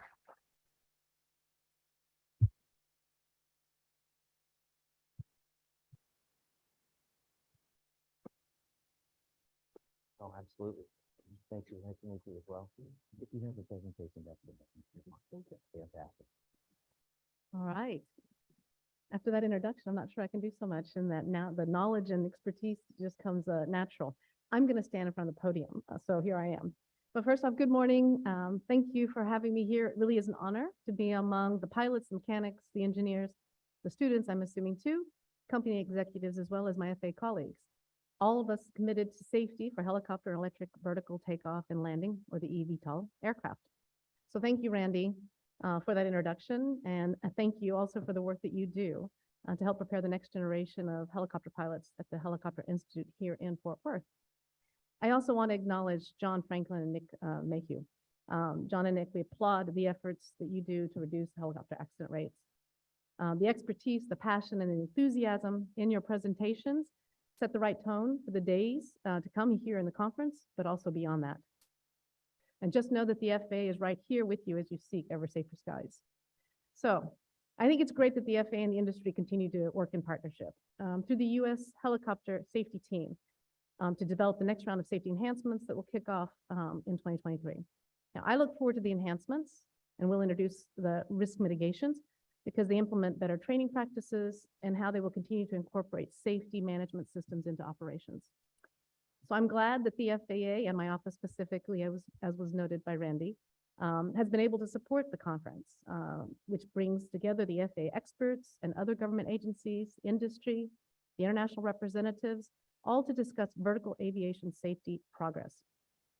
I think the next few days will afford us the opportunity to dive deep into so many aspects of the remarkable progress that we are seeing in this segment of the aviation sector. And keeping it real, we're also going to discuss the challenges of vertical aviation is facing and really look at areas of need of additional attention. So right now, let's look at what we've achieved. I'd like to start on the positive. Given the theme of the conference, new era of vertical lift collaboration and safety culture, I want to highlight some FAA successes. So I'm going to ask first off, how many of you have heard about the important safety improvements that the June 2017 policy statement was issued? It's called the Safety Continuum for Part 27 Normal Category Rotorcraft Systems and Equipment. Have you heard of it, and do you know the results that it has provided? Good. But some of those notable, for those that don't know, the policy will include the significant increase in the certification of single engine instrument flight rule aircraft, rotorcraft. We also have low-cost autopilot for visual flight rotorcraft, and the introduction of safety display features such as helicopter terrain awareness and warning systems, HTAWS, and automatic dependent surveillance broadcast, which is ADC out. It's easier to say the acronyms than the whole word. It's clear. Now, for those unfamiliar with the policy statement, it sets classes of normal category rotorcraft to establish a graduated scale for the certification standards of systems and equipment. And the classes are based on the aircraft weight, the engine type, the count, and the occupant capacity for rotorcraft weighing up to 7,000 pounds. This is the safety continuum concept that you're going to hear more and more about as we go forward. But the safety continuum concept here was launched to encourage the helicopter community to embrace advances in safety and equipment technology through the balanced approach of certification. And that recognizes the benefit of installing such technology. This approach has made technology more affordable. And consequently, more rotorcraft owners are being able to install this equipment. I'd like to note that the improvements are safety directly addresses the top half of the fatal rotorcraft accident causes that we've seen. And you're going to hear more about that in this conference, but loss of control, inadvertent flight into IMC, and low altitude object strikes, again, talked about earlier. We also have an effort underway to have fly-by-wire, full fly-by-wire installations in Part 27 normal category rotorcraft. This major advancement for normal category aircraft would allow the introduction of safety features, such as flight envelope protection. We are seeing positive results in other areas as well. Air ambulance and utility helicopter fatal accident rates have been dropping since 2019. And we saw that the slides, that just in a bit earlier. And it's a trend that we are welcoming. And you'll hear more and more about this from the FAA's Lee Roskup during the afternoon session on US and European helicopters, accident statistics and trends. So we still have some challenges. Personal private helicopter fatal accident rates have always been an FAA concern. They continue to climb. The overall US fatal accident rate has remained stubbornly steady over the years. I'm confident the efforts that I described earlier will help to change that, but it takes time. And while the US has only had one firefighting helicopter accident from 2019 to 2018, there were 5 from 2019 to 2021. Now, firefighting has been an increasingly in demand with the Western wildfires, and we can help by making helicopter firefighting as safe as possible. And you're doing a lot of that already by incorporating new technology, including the use of drones. Now, managing safety and other issues are only going to take on increased importance, especially as we see the eVTOL aircraft entering the National Airspace System. The eVTOL segment will continue to take on increased significance with the aviation sector, and we're seeing that happening daily. And I want to focus on what we can do to improve rotorcraft safety. There is a lot we can do together, especially in the area of rotorcraft occupant protection. This has been an FAA focus for nearly a decade, and I'm going to point out someone here and embarrass him, but George Castillo from our Policy and Innovation Office here in Fort Worth has this as a continued passion, and he is a great resource to seek out during the break. So find him and he'll have all the answers that you want to know. We have increased our use of the Special Airworthiness Information Bulletins, also known as SAIBs, to highlight design features and equipment intended to improve occupant protection and to avoid accidents in the first place. In late 2021, we issued an SAIB focusing on bird strike protection. And we are nearing the issuance of another SAIB that will focus on post-crash fire prevention. We plan to issue additional SAIBs with the next year. George has a plan, and he is working that plan. The SAIBs are intended to educate the rotorcraft community about how we can improve safety and encourage owners of legacy helicopters to install the new safety equipment. And we haven't forgotten about the rulemaking to address rotorcraft occupant protection. The FAA Reauthorization Act of 2018 requires any newly manufactured rotorcraft as of April 5th, 2020, to be equipped with the crash-resistant fuel systems. Now, while this legislation addresses newly manufactured aircraft, we also need to address the existing rotorcraft fleet. Now, since a substantial percentage of the fleet would greatly benefit from incorporating new design enhancements to reduce the occurrence of the post-crash fires, one of the SIBs I mentioned earlier provides information on this subject. Now, while we continue to make this rulemaking a priority, we have been very active in promoting and encouraging voluntary safety design enhancements in the existing fleet. And we call on industry to play a bigger role in improving rotorcraft safety through voluntary compliance. Voluntary compliance versus the more deliberate and lengthy rulemaking process of which I managed for many years. So I know it's long, but it provides through voluntary compliance, we can get greater flexibility and efficiency in addressing a broad range of safety issues. The USHST represents a valuable resource that promotes this voluntary measures in areas of safety equipment, operations, and maintenance. And the team is a great example of industry and government working together to promote safety. The USHST develops and promotes the data-driven helicopter safety enhancements you've heard about here. And I'd urge you to visit the USHST's website and take advantage of the many resources available to you. You saw that today. I'm sure you're going to hear it again, and I'm just highlighting it because it really is an invaluable resource. Many of our colleagues, industry colleagues, work together with our FAA counterparts to thoughtfully plan out and develop and make available the fact sheets, the videos, the safety apps, the guides, the bulletins, and so many other materials. And all of it is really to be a safety resource to you all. Now, safety is about continuous improvement in our systems like safety management systems. Everyone hears it, SMS. And SMS for the products and service providers and our regulators will integrate modern safety risk management and safety assurance concepts that into repeatable proactive systems. And it's as a fundamental business process. So for us, SMS, and for you, it provides a structured mean for safety risk management and decision-making, the means of demonstrating safety management capability before system failures occur, an increased confidence in risk controls through structured safety assurance processes, and an effective interface for knowledge sharing between regulator and the certificate holders, and a safety promotion framework to support that sound safety culture. This year, we'll be advancing our rulemaking on SMS. Currently, the SMS notice of proposed rulemaking is set to be published in the next few months. And then the final rule is anticipated in the 2024 timeframe. Now, as our rule moves forward, we will be providing you with more information on that certainly as it comes out. But let me emphasize, underpinning SMS is a just safety culture. Just safety culture is an intrinsic element to SMS, and it's dependent on promoting open reporting systems, protecting the anonymity of the voluntary reports, and using this information for the sole purpose of improving safety. And that's why you are all here, I think, because you respect that, and this is what exemplifies a just safety culture. The importance of promoting a positive safety culture in every organization cannot be ignored, and since an effective SMS is not possible without a positive safety culture and a qualified workforce. So to continue to attain our goals, we, the government and industry, need a workforce with the training and the passion to drive safety and promote and integrate the new innovation we see on the horizon. I don't need to tell many of you that we have a helicopter pilot and mechanic shortage. Across the board in aviation, we are seeing these shortages. But the FAA has several outreach issues and efforts to encourage young people to consider aviation careers. So with all the excitement about our safety initiatives and goals, let's take a moment to strategize about the highly trained workforce that we all need, with engineers, the pilots, the mechanics, programmers, and so many others. They're all needed to design, manufacture, operate, and maintain this complex aviation system that we have. So early on, the FAA had the forethought, and we established a science, technology, engineering, and math, aviation, and space education. It's called STEM AVS Ed. Again, the acronyms are easier to say than the whole phrase. But we established this outreach program many years ago, and it was to inspire and prepare for the next generation of skilled professionals for the aviation aerospace communities.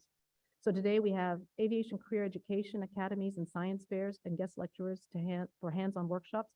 And this program blazes the path to high-flying careers in aviation aerospace.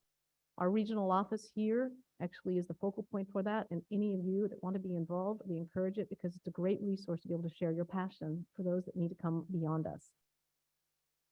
So I have that passion. I think I started my career with the FAA working in the rotorcraft and small aircraft section as a structural engineer. The experience I gained from this segment, from the beginning of my career, I think is invaluable to me. I worked in large transport as well, but I always come back to my roots. And so you can see I have a passion for advancing safety and bringing focus to the value of rotorcraft and general aviation experience into my office ranks. I also want to take a moment and speak directly to the pilots and mechanics here. To the mechanics, and I think you just heard it in the last example. I take the fact that you're here in person or participating remotely to mean that you are already committed to safety. So thank you. I applaud your commitment, and I urge you to continue to champion safety with your colleagues and as being a positive mentor. Stressing the importance of record keeping to determine the lives of critical parts. Major manufacturers typically have instructions on how you track the length of time that certain parts should be in service, and we all know the risks of pilots and the flying public when we exceed those limits. To both the pilots and mechanics, I want to reemphasize the importance of drivetrain inspections from main rotor blade hubs all the way through to tail rotor blade, drive shafts and tail rotor blades themselves. Commit to successfully doing first walkarounds of the day, pre-flight inspections, and careful inspection of the helicopter when the aircraft is down for the normal maintenance. Simple actions like shutting off your cell phones, using checklists, allowing adequate time, and avoiding any distractions during pre-flight inspections can go a long way towards safety. Randy Rolls, who welcomed me, he gave some great examples, but he'll be moderated, and he also moderated an excellent video regarding pre-flight inspections. The video produced through the Rotorcraft Collective is another successful example of industry and the FAA working together. So to the electric vertical takeoff and landing community that may be here, also known as the Advanced Air Mobility or AAM, I'd like to highlight how much you do contribute to the aviation family. We look forward to learning about the dynamic and innovative products and aircraft that we have underway. You are on the frontier of new technology, and this conference will help showcase some of those ideas. And as many of you know, the eVTOL aircraft are all about speed and convenience. But another great feature that eVTOL aircraft has is the electric engines they incorporate. They make the aircraft quieter and more sustainable. The innovation that is occurring is incredible, and the advanced technology provides safety enhancements that are transferable to our traditional designs, and we should keep that in mind. These factors combine for big wins in safety, the environment, and the residents of our city. We also recognize the crucial role helicopters play in the society, and I've been talking about it, you've been hearing it, you're going to hear more. Helicopters and their crews rescue people worldwide from sinking boats. They transport workers from the oil rigs, prime ministers, presidents, and other leaders to high-level meetings. People are alive today because of the swift action of the helicopter medical crews after vehicle accidents. And more of the incorporation of the drone technology in these activities further enhance the safety to reduce the cost of the operations as well. So, though I have touched on this point, I want to emphasize that as we continue to work together, we must also work together in the years to come so that we have a more sustainable world than we have now. The people, the planet, and the prosperity are all aspects of sustainability, and we need to have them all in balance. The work we do in the aviation industry should focus on all three of those pillars. The people, which I've talked about here, it encompasses our workforce, how a well-trained workforce makes a difference to the flying public, to the public in general, through the operations this segment of aviation provides, as we noted. The planet, the need to minimize the impact of the aviation industry it has on the environment through reducing our carbon footprint via increased use of electric technology and also the noise footprint. And for prosperity, which for all of us is safety. Without it, because safety, we have an unwavering commitment to it, and the industry overall will not profit if we don't have safety as the forefront. Now, this event demonstrates the unwavering commitment to safety you all have individually and as a group. So I'll conclude by just saying, the work we do together is so important, as it is how together we will work to mitigate risk and demonstrate the optimal level of safety, with safety and the public interest foremost in mind. I can't underestimate the value of the ongoing dialogue between the industry and safety regulators to address the future challenges and our successes. So as I said in the beginning, it's an honor to be here with so many safety professionals. So I thank you again for having me here today, and I wish you a very successful conference.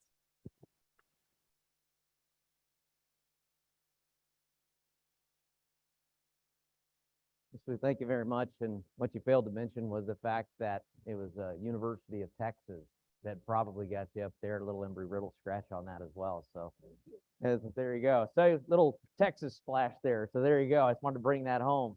But hey, at this time, we're going to bring a panel up. I just want to go ahead and get them headed up that way, and we'll start talking to them. So Jim Viola, if I could have him come up. Let's see, we got John Franklin, Mel Johnson. If he's in, if you go ahead and step up. Mr. Johnson, please go make your way to the stage. There's microphones up there. As they do so, for the folks watching over the internet, again, we saw at this point this is an FAA flavor that was from our perspective, a little more domestically. As we move into the show, you're going to see other folks, again, touching point on that global aspect as to what we call VAST. One of the things I'd mentioned with the FAA earlier, and I had said some of the challenges they have, is the fact that not only is it, some issues within the organization as it relates to staffing, getting the message out there and so forth, those issues have created opportunities such as the Rotorcraft Collective series that Ms. Lude mentioned. And it's a video series that's going out that is, again, it benefits a global industry. And so if you go into Rotorcraft Collective, look for the video series, you're going to see touch points on many, many aspects of safety items within the industry, and I think that is a key component. What we're going to do now is we're basically going to go through and with our panel, and got some questions for you. Some folks that have been looking at this, asking questions on follow-ons to some of your presentation. Mr. Johnson, I guess you get to follow on some of Ms. Lou's topics there. So I apologize if we get to hit you cold, I guess is one way to look at it. So I'm going to step over here for that. Jim, I'd start with you. If you just kind of give a couple words about, again, yourself. You've already spoken a little bit, but about the conference and some folks what you want them to take away from this conference. Okay, thanks, Randy, for that. Again, glad everybody is here. We're, vast with the evolution you saw that was briefed by John. Thank you for that. It really is important. How many people in the room were involved in the 2006 International Helicopter Safety Team? All right, good, very good. We got a couple hands that go way back, and I thank you for your commitment and staying strong as we evolved and involved from the helicopter safety team to the vertical aviation safety team. I think also want to thank Lario for that great, tying everything together with how we're advancing as a community. And the goal here was this is the first time, Randy, that we had a vast event in person for sure, because the evolution was right there before the pandemic. And it was, I've already heard so many people this morning just walking around, after a little bit of breakfast there about, you reaching out and touching 3 to 5 to 10 more people to tell them about VAST and all the stuff that it's, what we're trying to do globally. I mean, it's a safety effort that, with Miguel, he did a great job on the intro of saying that, we're trying to empower ICAO with the regional safety plans. It's all about, empowering each other so that we can continue to be as safe as possible in the vertical community, Randy. So it's not about you just being here. Now I'm going to ask you to even, next time we'll bring the results back and get 10 more people involved of just sharing that information, because the question you asked earlier about how does the work get done? Well, the more people we have help pulling and pushing on the safety arena, the less work that the individuals have to do. So thanks, Randy. Yeah, and as a global scale, that's the key. I mean, it takes a lot of folks. And you can look at this also, I think, in 3 different markets. We have an existing market, folks. We have that existing helicopter vertical lift market. We have the emerging markets, which we see being talked about on a daily basis. And then you have these non-existing markets, right? They have to ramp up, and they've been given a benefit. This right here allows them to have a better starting place than we did. And I think that's an important point. But John, what are your thoughts?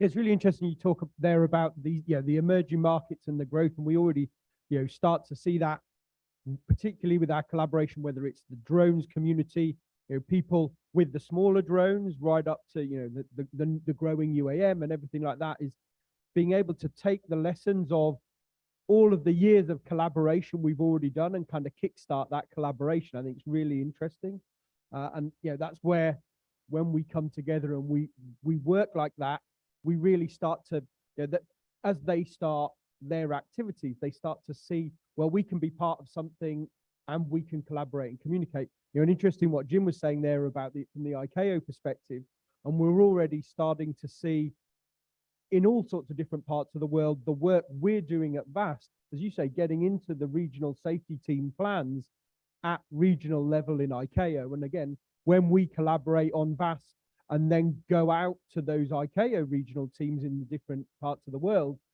we're kind of spreading that message. And it's, we go to maybe 5 of us who are collaborating at national level or at regional level, and that then reaches so many other people at the same time. And it's motivating some of the newer markets. They're seeing this information coming out. And again, the folks that are right now on the internet, it's happening live as we speak right now. These things are occurring. And Mel, for you, I want to give you an opportunity to say hello to the crowd.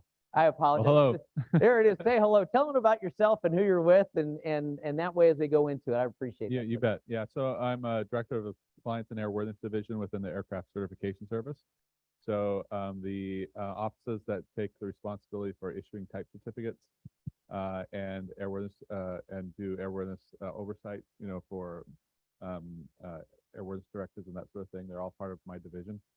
So I take the responsibility for that. I've spent quite a bit of time with the FAA. I used to work small airplane directorate in those days, and I've also spent quite a bit of time in the policy development area. So the work with George Castillo and the folks that work on the policy for rotorcraft, as well as the team that's been working to try to help introduce policy for the new electric VTOL aircraft, I've been part of all that. Sounds like you're busy. Yeah. That sounds like a busy office. So I'm going Good to step up here and make it easier for the folks on the internet and our camera folks to be able to do this panel. But we've got some questions that came in. Some of these were preset, and I want to kind of set the question to one of you. And then if you agree with what the other panelists had said, then feel free to just make mention. We don't have to go through it, all of it again. I don't want to feel like I'm putting you on the spot for each one of those. But I'll go from left to right. Jim, if I could, I'll start with you.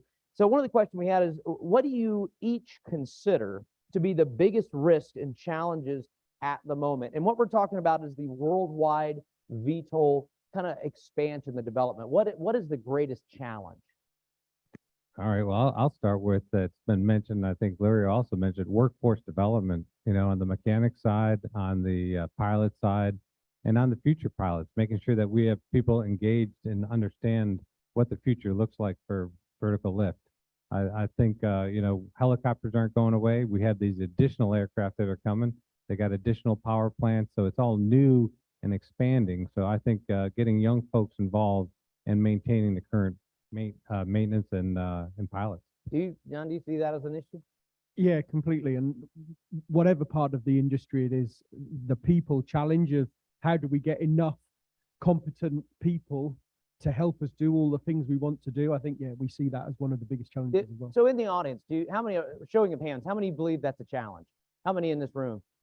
I mean, there you go. This is it right here. We just validated it through this group that, man, this is a problem from an FAA's perspective. What are you seeing? And maybe potential solutions, what are they thinking about? Well, absolutely. The development of these new aircraft, these new entrants, it's exciting. I mean, what a great time to be part of aviation. You don't get a chance to introduce such new technology very often, and this is sort of the beginning of a new era. So I think one of the challenges that we have here is it's the stuff that we don't know, right?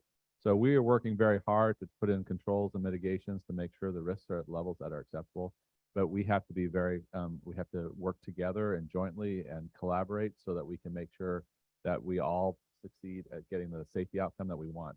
One of the things I think is important to recognize is we don't compete on safety. We collaborate on safety. We all have to succeed on safety. And I think regardless of, compete on the products the way they should compete on, but we don't want to compete on safety. So I think as we develop these new aircraft, we have to stay focused in on that we all succeed.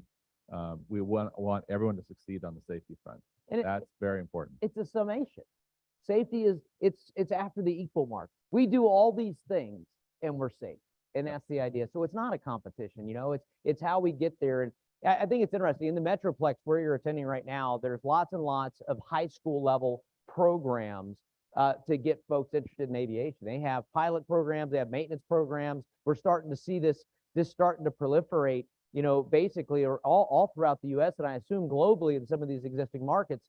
And that's a wonderful tool. I will tell you that, and not to insult the engineers in the room, please, I don't want to do that. I apologize. But, STEM programs, I think they're fantastic. But I often tell them, say, hey, if you failed going into the STEM program, come and see me. I still want you, right? We still want to have those conversations. And I think that's very important. There's a lot of programs out there. And do you feel that it's maybe just I call the alphabet groups, but, does it feel they're the only ones that should be having these outreach programs, or maybe operators should get involved as well? Yeah, I mean, absolutely. And you've heard a little bit of this morning of this outreach, the desire to get people involved. You need every perspective to reach the safety outcomes that we're trying to achieve. You can't have just one group of people working at it. You got to have perspectives from they're complex problems. And there's contributions from various sources. Either it's maintenance, or it's engineering, or it's pilot training, and everybody gets involved. I mean, when we're talking about the safety levels we're trying to reach, you have to have everybody involved.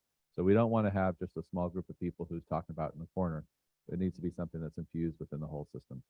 I think that when we talk about leadership traits and new managers and so forth, one of the key components to training new managers is the age variation of our workforce. And we see that. We have a lot of younger folks coming in, and we got a lot of folks that are retiring. It's happening, and some of it wasn't planned for very, very well.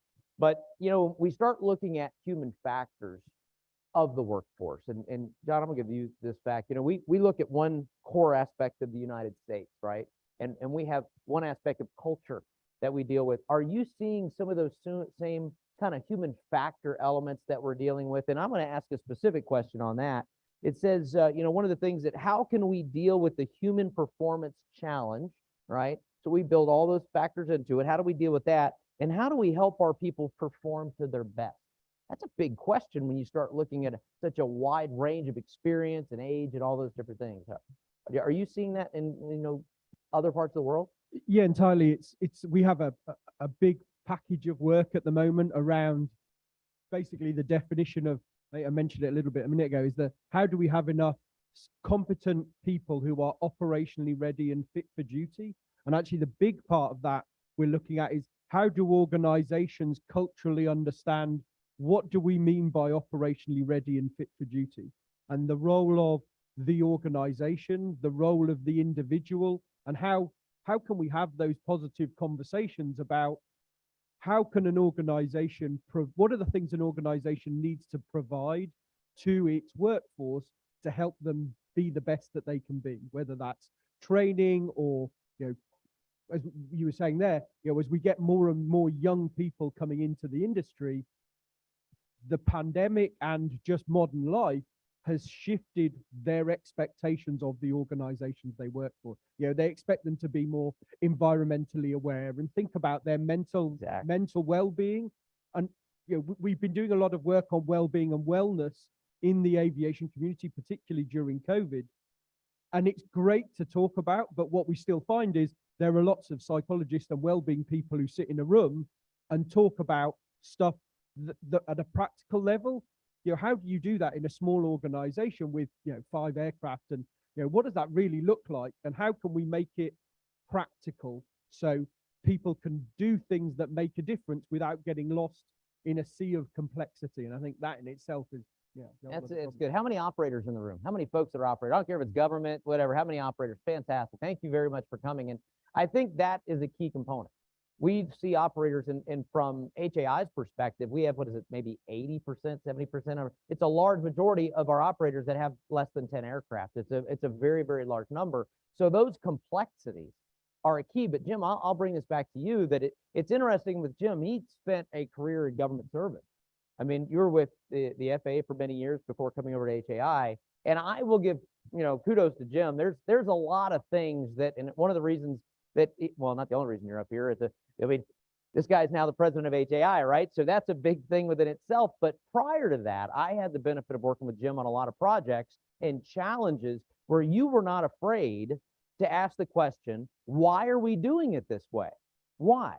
And I would like to go back to that with you from your perspective, coming from the FAA, working into this other side of the fence, representing, of course, all of the operators that we see out there. Are we going the right direction? Is this going the right direction? How do you see both the industry and the FAA coming together to be able to improve some of the VTOL and again, the worldwide challenges for VTOL? Well, no, thanks, Randy, for that question. Yeah, I think this vast meeting here, this cooperation with the FAA, getting the head of certification to come down and give the opening remarks here. Mel and I have worked together, a long time in the FAA to do some of those things and bring some of the questions you asked me to Mel and the others at the FAA. So I think having these type of events is exactly what we need to make sure we continue forward. I couldn't agree more. Mel, I got a question for you. Again, as I read all the questions available, ones that I'm thinking about, which ones, and it's what about technology? When it comes to technologies, can we do more to improve the uptake of new systems and technology? And I want you to just think about that for a second, right? Because of course I've heard George Castillo has all the answers. I like the way they said, if I find George later, I'll have to rib him about that. But one of the things about this question is that the FAA is not the customer. The FAA is doing work for the customer. You're the customer, right? That's the way this works. So is there not only what you're currently doing, but are there things the FAA would like to say, hey, you guys might want to think about this? Are those things out there? Well, yeah, so I think it's a great question. One of the things that I had some fun experience with was when I was helping out in Kansas City with Small Airplane Directorate. In those days, we saw that there was this large fleet of aircraft using advanced technology that we weren't getting into the certified fleet. It bothered us. And we sat down and said, well, what is it? What can we do to help? And we made some changes to policy. We did some outreach. And we were able to bring in safety enhancement equipment into the certified fleet in just a matter of a couple of years. The demand was there, the technology was there, but we were an enabler to help that happen. George, and you can rib him after this, he's working the same things right now on rotorcraft, right? We want to try to find a way policy and regulatory structure is there to help us enable technology and safety improvements. And we have to be very careful as we and do that we don't accidentally prohibit or inhibit or slow down the uptake of that technology. So we're working very carefully to try to find a way to do that. When we work with manufacturers of equipment to try to find out, is there policy, is there work that we can do to help you? Sometimes it's just a matter of outreach and collaboration and discussion, but it's really important as a certification service that we provide that service, right? We help. I remember talking with Michael Huerta one time and he said, safety equipment can't enhance safety unless that safety equipment is deployed. We have to help get the things certified, manufactured, and deployed into the fleet for us to really gain those safety advancements. So it's something that we're working on very carefully to try to help find a way to find the barriers that are stopping it. We don't want to just become, haphazard about it, but we definitely have to find and look at what are the things that we can do that would help enable and build this regulatory structure for safe equipment to enter into the fleet. How about the communication with the FAA and other global regulatory agencies on their certification process? How is that functioning with some of these new safety improvements? Yeah, so we try not to do anything in isolation. Aviation is a global community. Products pass through borders, right? We have equipment that's manufactured and designed elsewhere. Our equipment goes elsewhere. So we are constantly in contact with, trying to learn from each other. We don't want to create barriers that stop good products from going outside of the United States. So we're always balancing that. And besides that, we learn a lot from each other, right? So when we propose, hey, we're going to try to enhance safety by changing these policies, or we think we can really help get new equipment out in a safer way by doing this, we try to do that in a global harmonized fashion so that the equipment manufacturers that are here in the United States have an opportunity to be able to provide that elsewhere. And also to learn from our bilateral partners to say, what have you learned in this area? Is there things that we can learn that you're doing or your manufacturers are doing that would help us adjust our policy? And sometimes, it becomes a race to see who can get their policy updated faster, right? So there's, we try to be a global leader in aviation, and we take that very seriously to be an outreach to the other bilateral partners and helping conduct these discussions and ensure that we're always pushing forward on the safety front. John, do you agree with that? You feel that, from again, the European aspect, do you see a lot of that collaboration, not only with our regulators, but other folks in Europe and so forth, that collaboration's taken place on some of these safety enhancement aircraft pieces and parts and so forth? Yeah, completely. And, I know David Solar, particularly my colleague who fills a similar role as Mel in our rotorcraft department. They're always talking and collaborating, and similarly with our international cooperation department, we're working with regulators across the world, whether it's, in Africa and Asia. We have, similar to the FAA, representatives in different parts of the world, enabling that collaboration and those discussions to take place. So we have that global level discussion that really drives the industry forward together. I think it's if somebody was watching from the internet and they said, I have an idea, I have something that I would like to propose, and maybe it's domestically, is there a path? How would somebody, other than filing for an STC or going through that path, is there a place where, and I think HAI is a great path for this as well, with members coming in and giving ideas, but what would be a great way for somebody to make recommendations other than being here today, in these types of events? Sure. Anybody can always send in information saying, hey, we have these ideas, we assess them, but you have to remember, we don't manufacture anything, right? We don't manufacture, we don't produce equipment. When it comes to enhancing safety, the best way to do that is to actually get involved, start development, work with manufacturers, try to get your ideas actually incorporated, make them happen.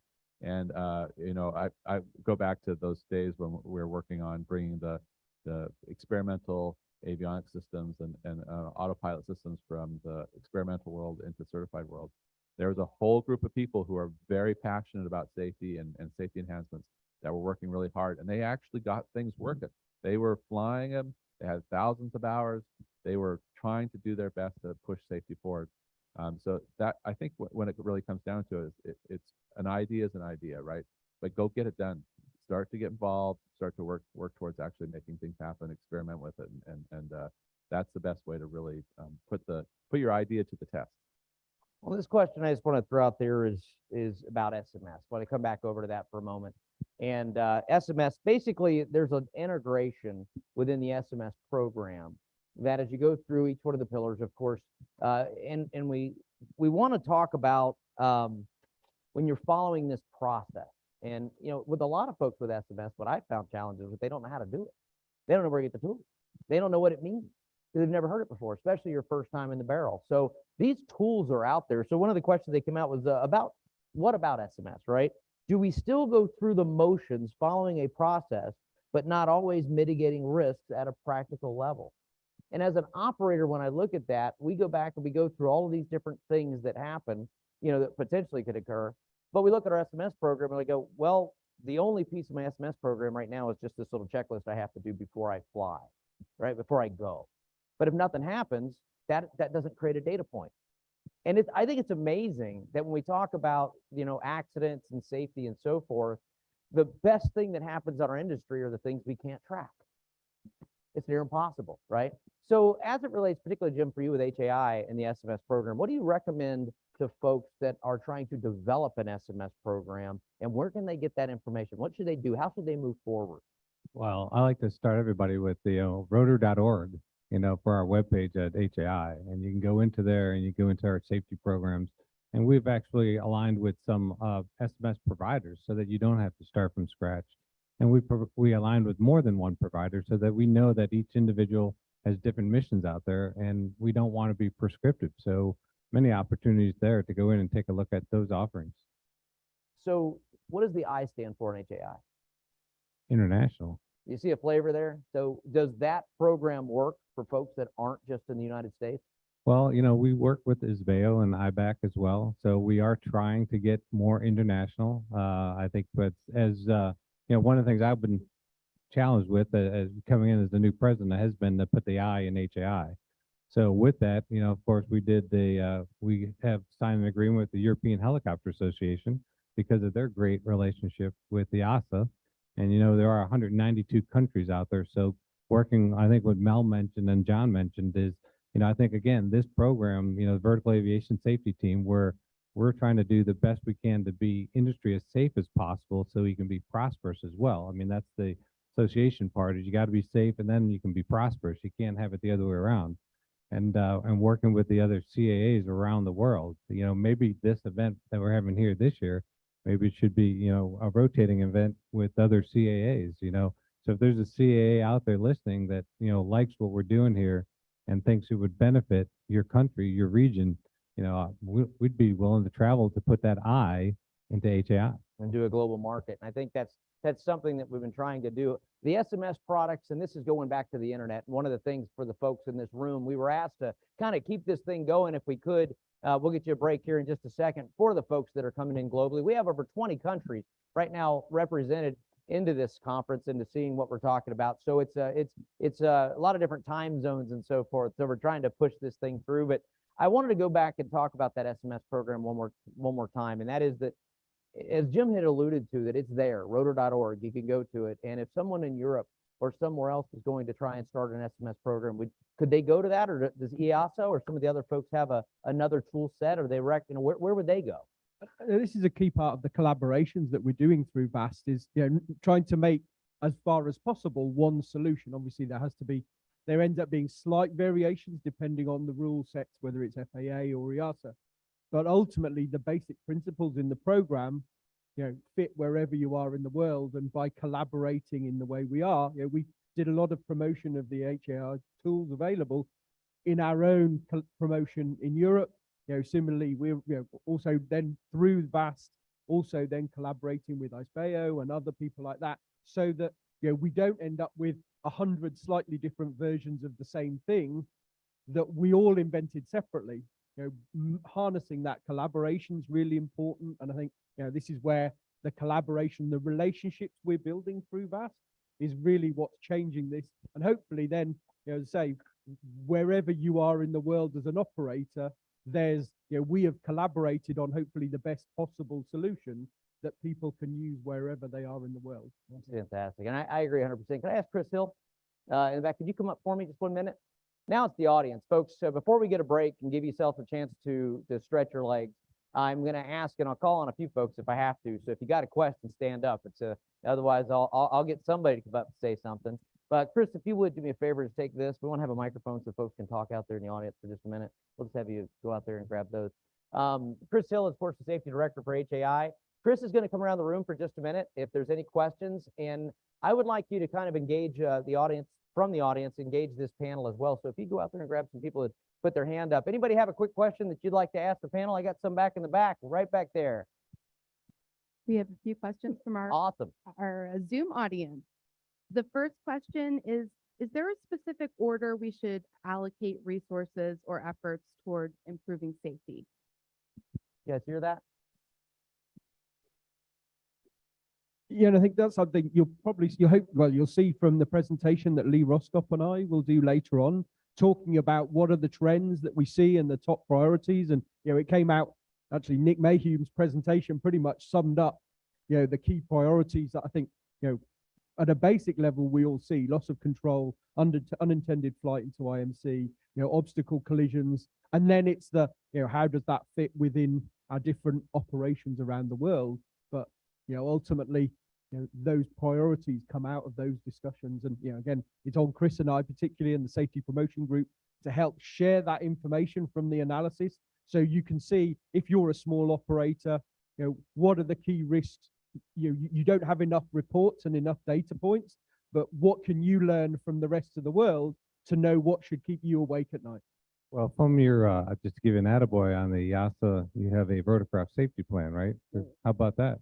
You want to have if you haven't seen it, that'd be a good place to go and take a glance at. Yeah, and that's exactly what, putting those together and all the different points that we get.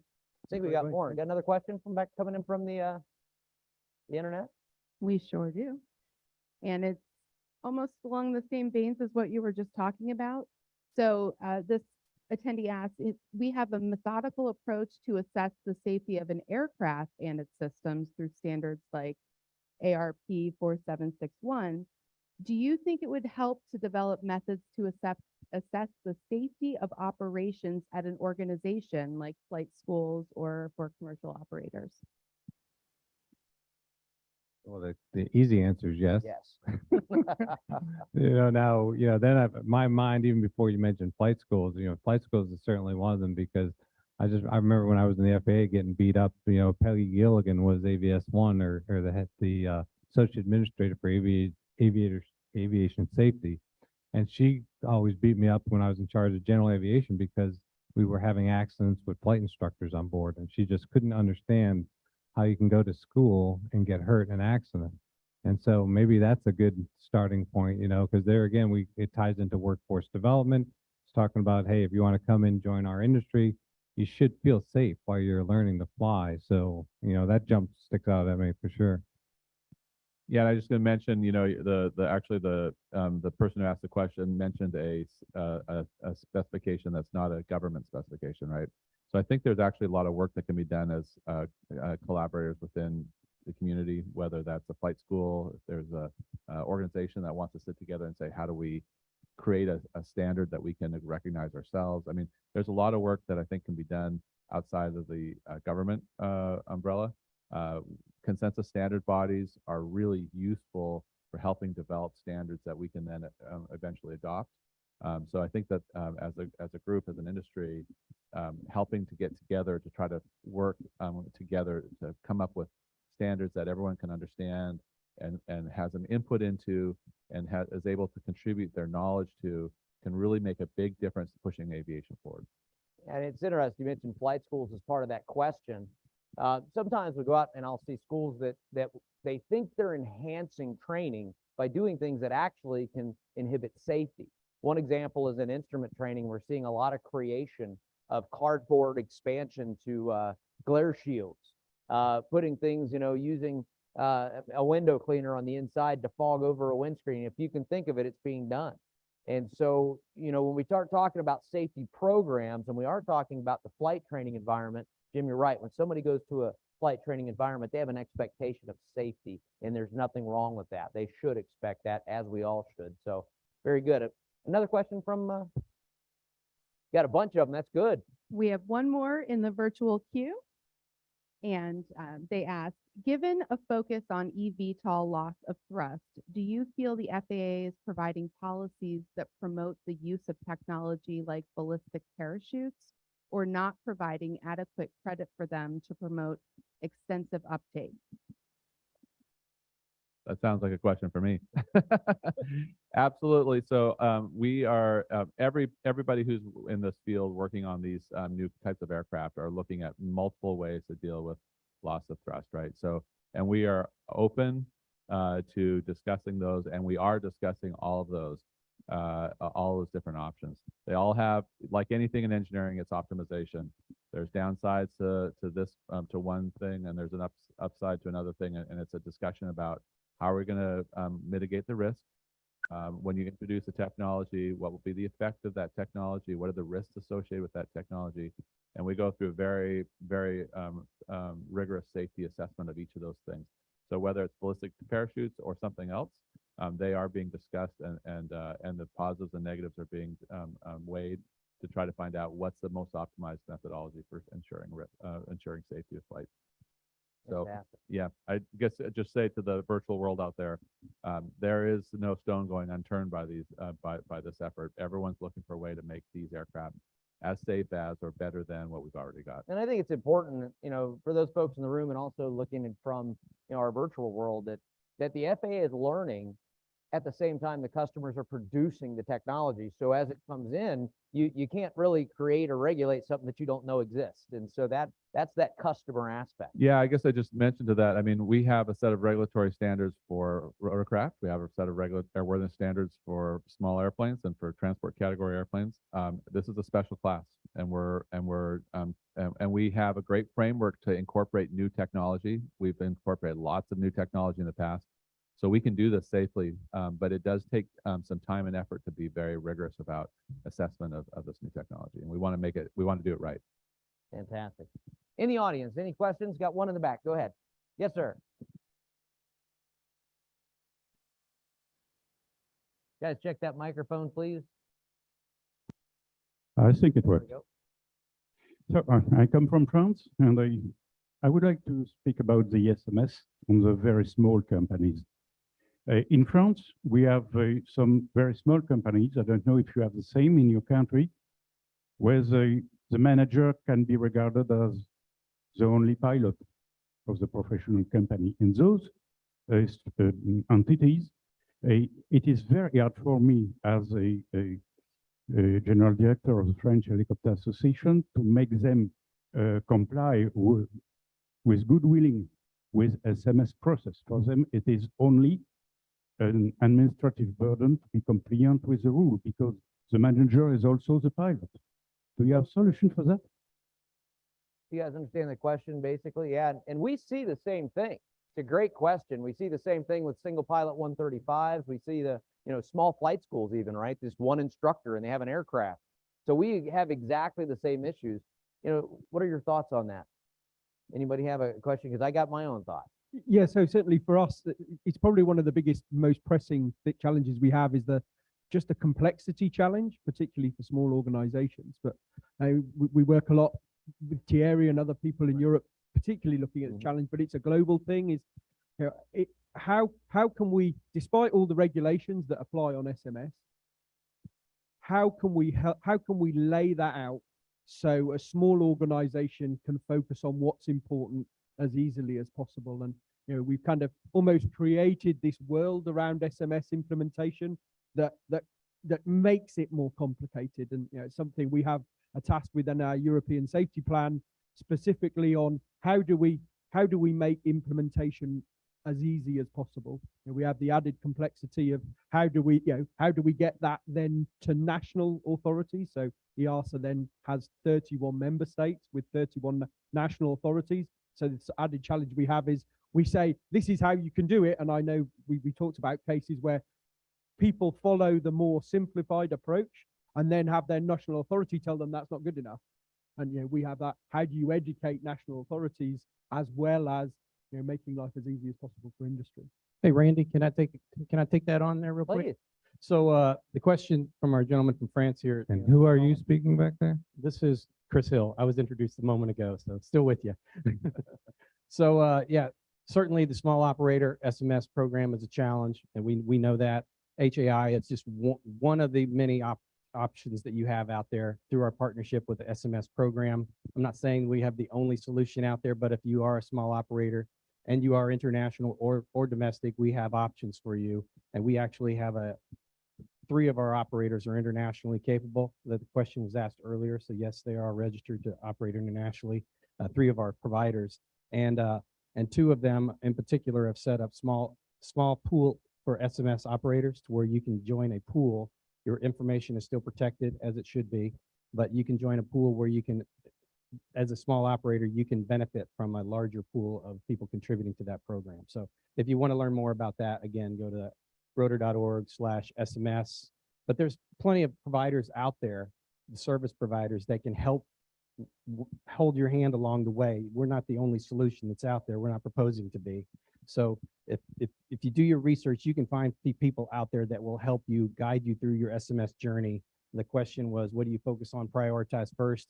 Most folks will probably advise that you get your risk management under control and figure out what are you truly understanding your hazards and your associated risk and how you're going to address them in a manner that gets them managed to an acceptable level. That's what I would recommend as a start point.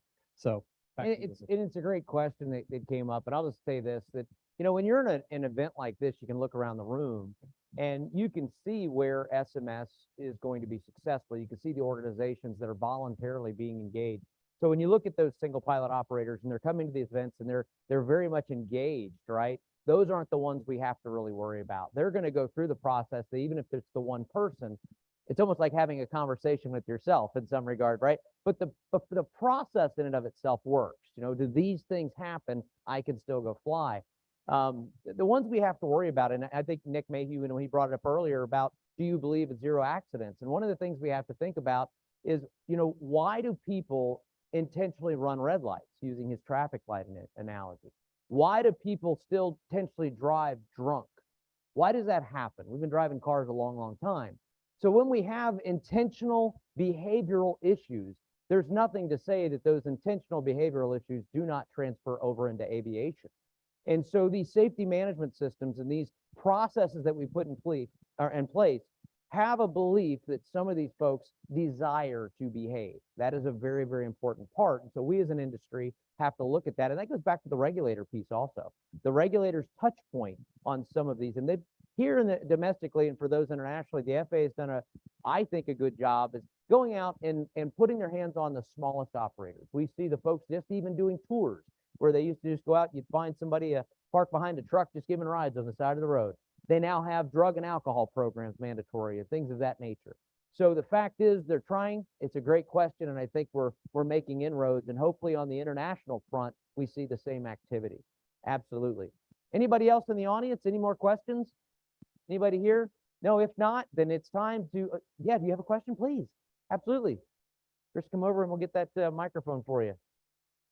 One of the things important about the microphone, everybody else here might hear you, but everybody in the world would. So go ahead. Yeah, Kat Wright with Heliplanners here. So I'm on the vertical flight infrastructure side. That's what my question is about. There have been several accidents at or near vertical flight infrastructure where the ultimate report says that the issue, the cause was pilot error, and they're at places where often the infrastructure falls far short of meeting safety standards. So my question for each of you is what your organizations are doing on the infrastructure side to make sure that the heliports and the vertiports out there meet standards. And, I can speak on the FAA side that all the recommendations, they're advisory unless there's federal funding. So what's the next level of making sure the infrastructure is safe? Now we'll start from the Okay. Yeah. certification piece, the infrastructure on vertical, Sure. Yeah. So, obviously I'm from the aircraft side, not on the infrastructure side, but I can mention that there is a team that's working specifically that issue to try to help develop standards. I think you're asking really more about compliance to the standards, not necessarily if the standards are in place. And of course, that comes down to, are they federally funded or not? And if not, then how do we help people know that they're not, and what's the impact?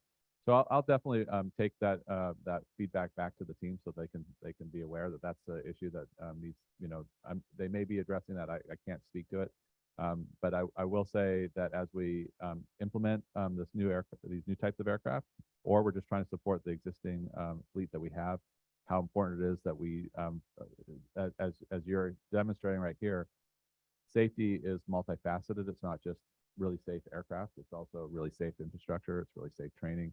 And it's you're highlighting an example of how VAST or a safety team can help highlight those areas and then start to work towards finding solutions for them. And oftentimes it's not just, oh, the federal government can solve that. No, oftentimes we can't. It has to be a multifaceted, different groups coming together to try to help solve some of the problems that the safety issues, the risks that you're expressing there. And to help with some of these responses, we are going to have this topic brought up as the conference moves on. This is one of the topics that will be brought up as well. But John, do you have any comments that you'd like to make? Yeah, so there's two bits really. One, when we talk about the simplification of like a safety model, for want of a better word, looking at safety rather than as an outcome, but what are the things we need as a capacity in the industry in order to operate safely. We talked about the people box, but also then having clarity on that resource box and all of the, whether it's infrastructure or ground equipment and all of the things that we need to support the operation. Are we clear and how can we collaborate on really understanding what those needs are? And then I know if you talk about specifically then the infrastructure or the heli decks and all of those kinds of things certainly within EASA, I guess it's similar to the FAA, where we have our aerodromes team who look at then all of the associated infrastructure also. And we have one guy, particularly a guy called Predrag. If you Google EASA and Predrag, and he'll come up as the EASA lead for all of these kinds of activities. And he's on then a lot of the ICAO groups and activities around whether it's future vertiports and helidecks and all of these things. So yeah, I can put you in contact with him. Hey, Randy, I'd like to let everybody introduce Rex Hayes. He's going to be moderating some panels in the coming days, and he's one of the authorities on infrastructure in the vertical airspace. And Kat, you might know him. That's what I was going to. Yeah, Rex he'll be speaking in depth about this. Yes, but I'm going to give him a chance real quick to just say a couple words and answer to your question more directly, okay? No, I think one of the key questions we have to ask Congress is what kind of oversight they're looking for electrical vertical takeoff and landing infrastructure. When we look at helicopters today, 99% of all the heliports are private use. Only 54 heliports in the United States are public use. That means the FAA basically does not have any oversight authority over that 99%. So when we look at this as a transportation model for public conveyance, is that something that we're interested in? Is that something Congress wants to have oversight? If not, then it relies on the state, each state and each municipality. The challenge we run into that today is there's significant number of heliports out there in the world that are very substandard, unsafe, and we definitely don't want to go down that road with eVTOL and advanced air mobility. I know that, and everybody up on the stage has seen the FAA engineering brief that just came out. That's a work in progress. ASTM International published their vertiport standards a couple months ago. National Fire Protection Association is working on their heliport/vertiport standards, which will be published in 2024. Looking to see what ICAO does, and I know EASA has been extremely active in this space. So lots of moving parts, still a lot to be done. But I think when we look at who has oversight and what are we going to call it, is it public, is it private, or is it something we haven't defined yet? Commercial is a word that I see a lot of people throwing around because commercial is a word that they use at the state level, but we don't see that used in the federal level. So. Yeah, and I think as you've now put together, lots of risk in that area, and that is, I feel what Chris Hill said, which is, first step in SMS might be identifying all the risk out there, and there's a lot of risk out there with the infrastructure currently with helicopters. So as we talk about being able to get to this safe future with the AAM and urban air mobility, my big thing has been, well, let's fix the infrastructure today for the helicopters that have been using it, and that way we'll pave the future for that safe infrastructure, in the future, where we're going to be more procedure based, where there's supposed to be a lot more aircraft using them. So we do have to up the standard a whole lot and understand right now what the large gaps are that we want to, fill or avoid. Because rotorcraft community, I know we've got the flexibility to either go to a heliport, or we can go to the airport, or we can go to some other place by accepting the risk, as ATO will tell you. But yeah, definitely those are high risk areas that we need to fix today. And, we've got right now, there's the government affairs team is in New York City working on issues in New York with the heliports there. So we constantly take it on as an association. We work with Rex and others. We do have an infrastructure working group also. So thanks for all the volunteers that are trying to help identify them. And then, as Rex also mentioned, Congress for the United States, where do we put it into play?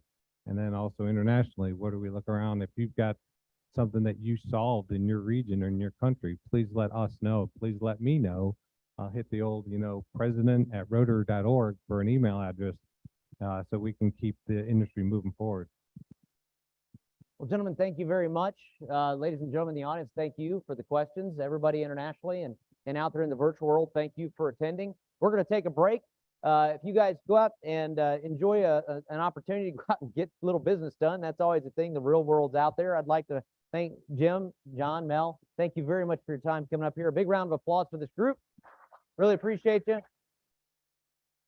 And if everybody could back in their seats and we'll make it 11:45. We have a short presentation, and then we'll break for lunch after that. So 11:45, and we'll see you back here. Thank you.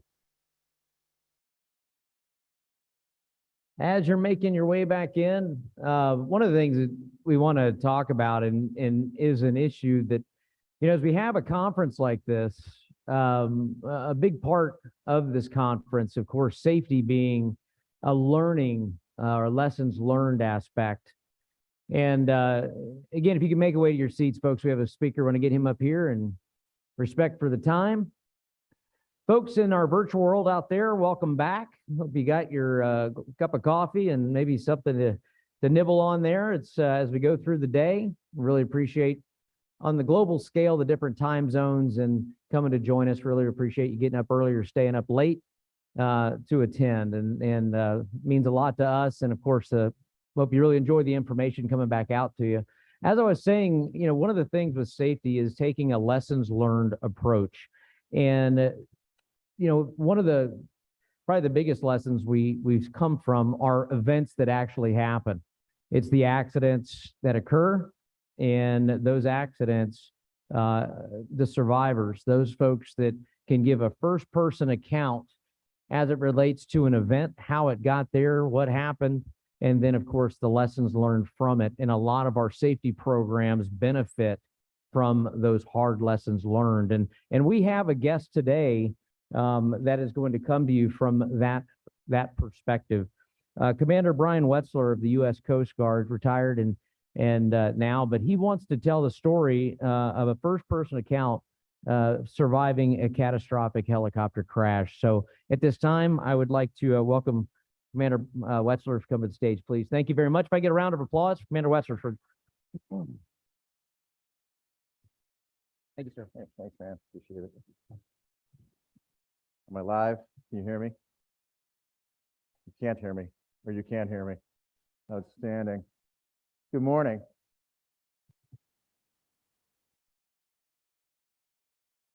Ladies and gentlemen, we all have our regrets.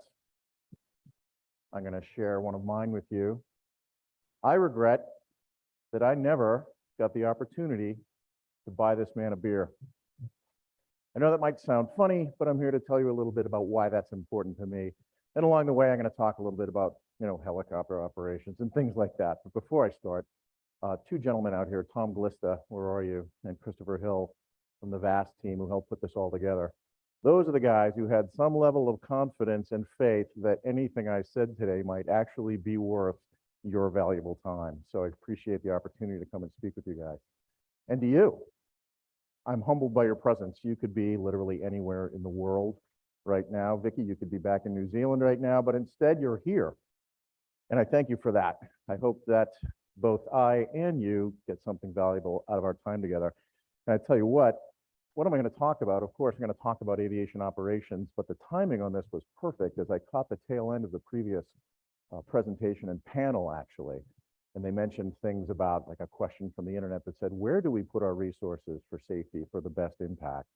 People do want to do the right thing. They intentionally want to behave, right? Perfect. Perfect, because I'm going to talk a little bit about that. And this is not just me droning at you. I fully expect that you guys will participate as well. So stand by. If you've ever sat in class and been afraid to be called on, it's kind of like one of those days, so get ready. I will cast questions to the audience. I will invite your input. If you at any time have a question, you need clarification, you just don't know what I'm trying to say, throw your hand up, throw your voice up, and we'll be good. Questions to start? Awesome. So in essence, kind of like the pitch told you, I'm here to talk about a very specific end of the aviation world from the pilot's point of view. I know that you guys are across the spectrum of aviation businesses. In fact, how many flight mechanics, how many maintainers we got here? Outstanding. God bless you all. How many pilots we got out here? Okay, lots of them, and other people who are in the industry, so to speak, in other ways. Welcome all. So talking about how to go from there to here, or perhaps here. Unfortunately, I've been to both heres, and I'm here to talk a little bit about it. I'm either the worst, most cursed pilot in the world or the luckiest man alive. I like to focus on that second half there with the emphasis being on alive. So here I am. This is a dangerous business we're in, folks. A wonderful, awesome, exciting, dangerous business. But due to the nature of our operations, until we have a completely self-aware Skynet, in Terminator, you saw how that worked out. Humans are going to be involved here. And so we're going to talk a little bit about humans.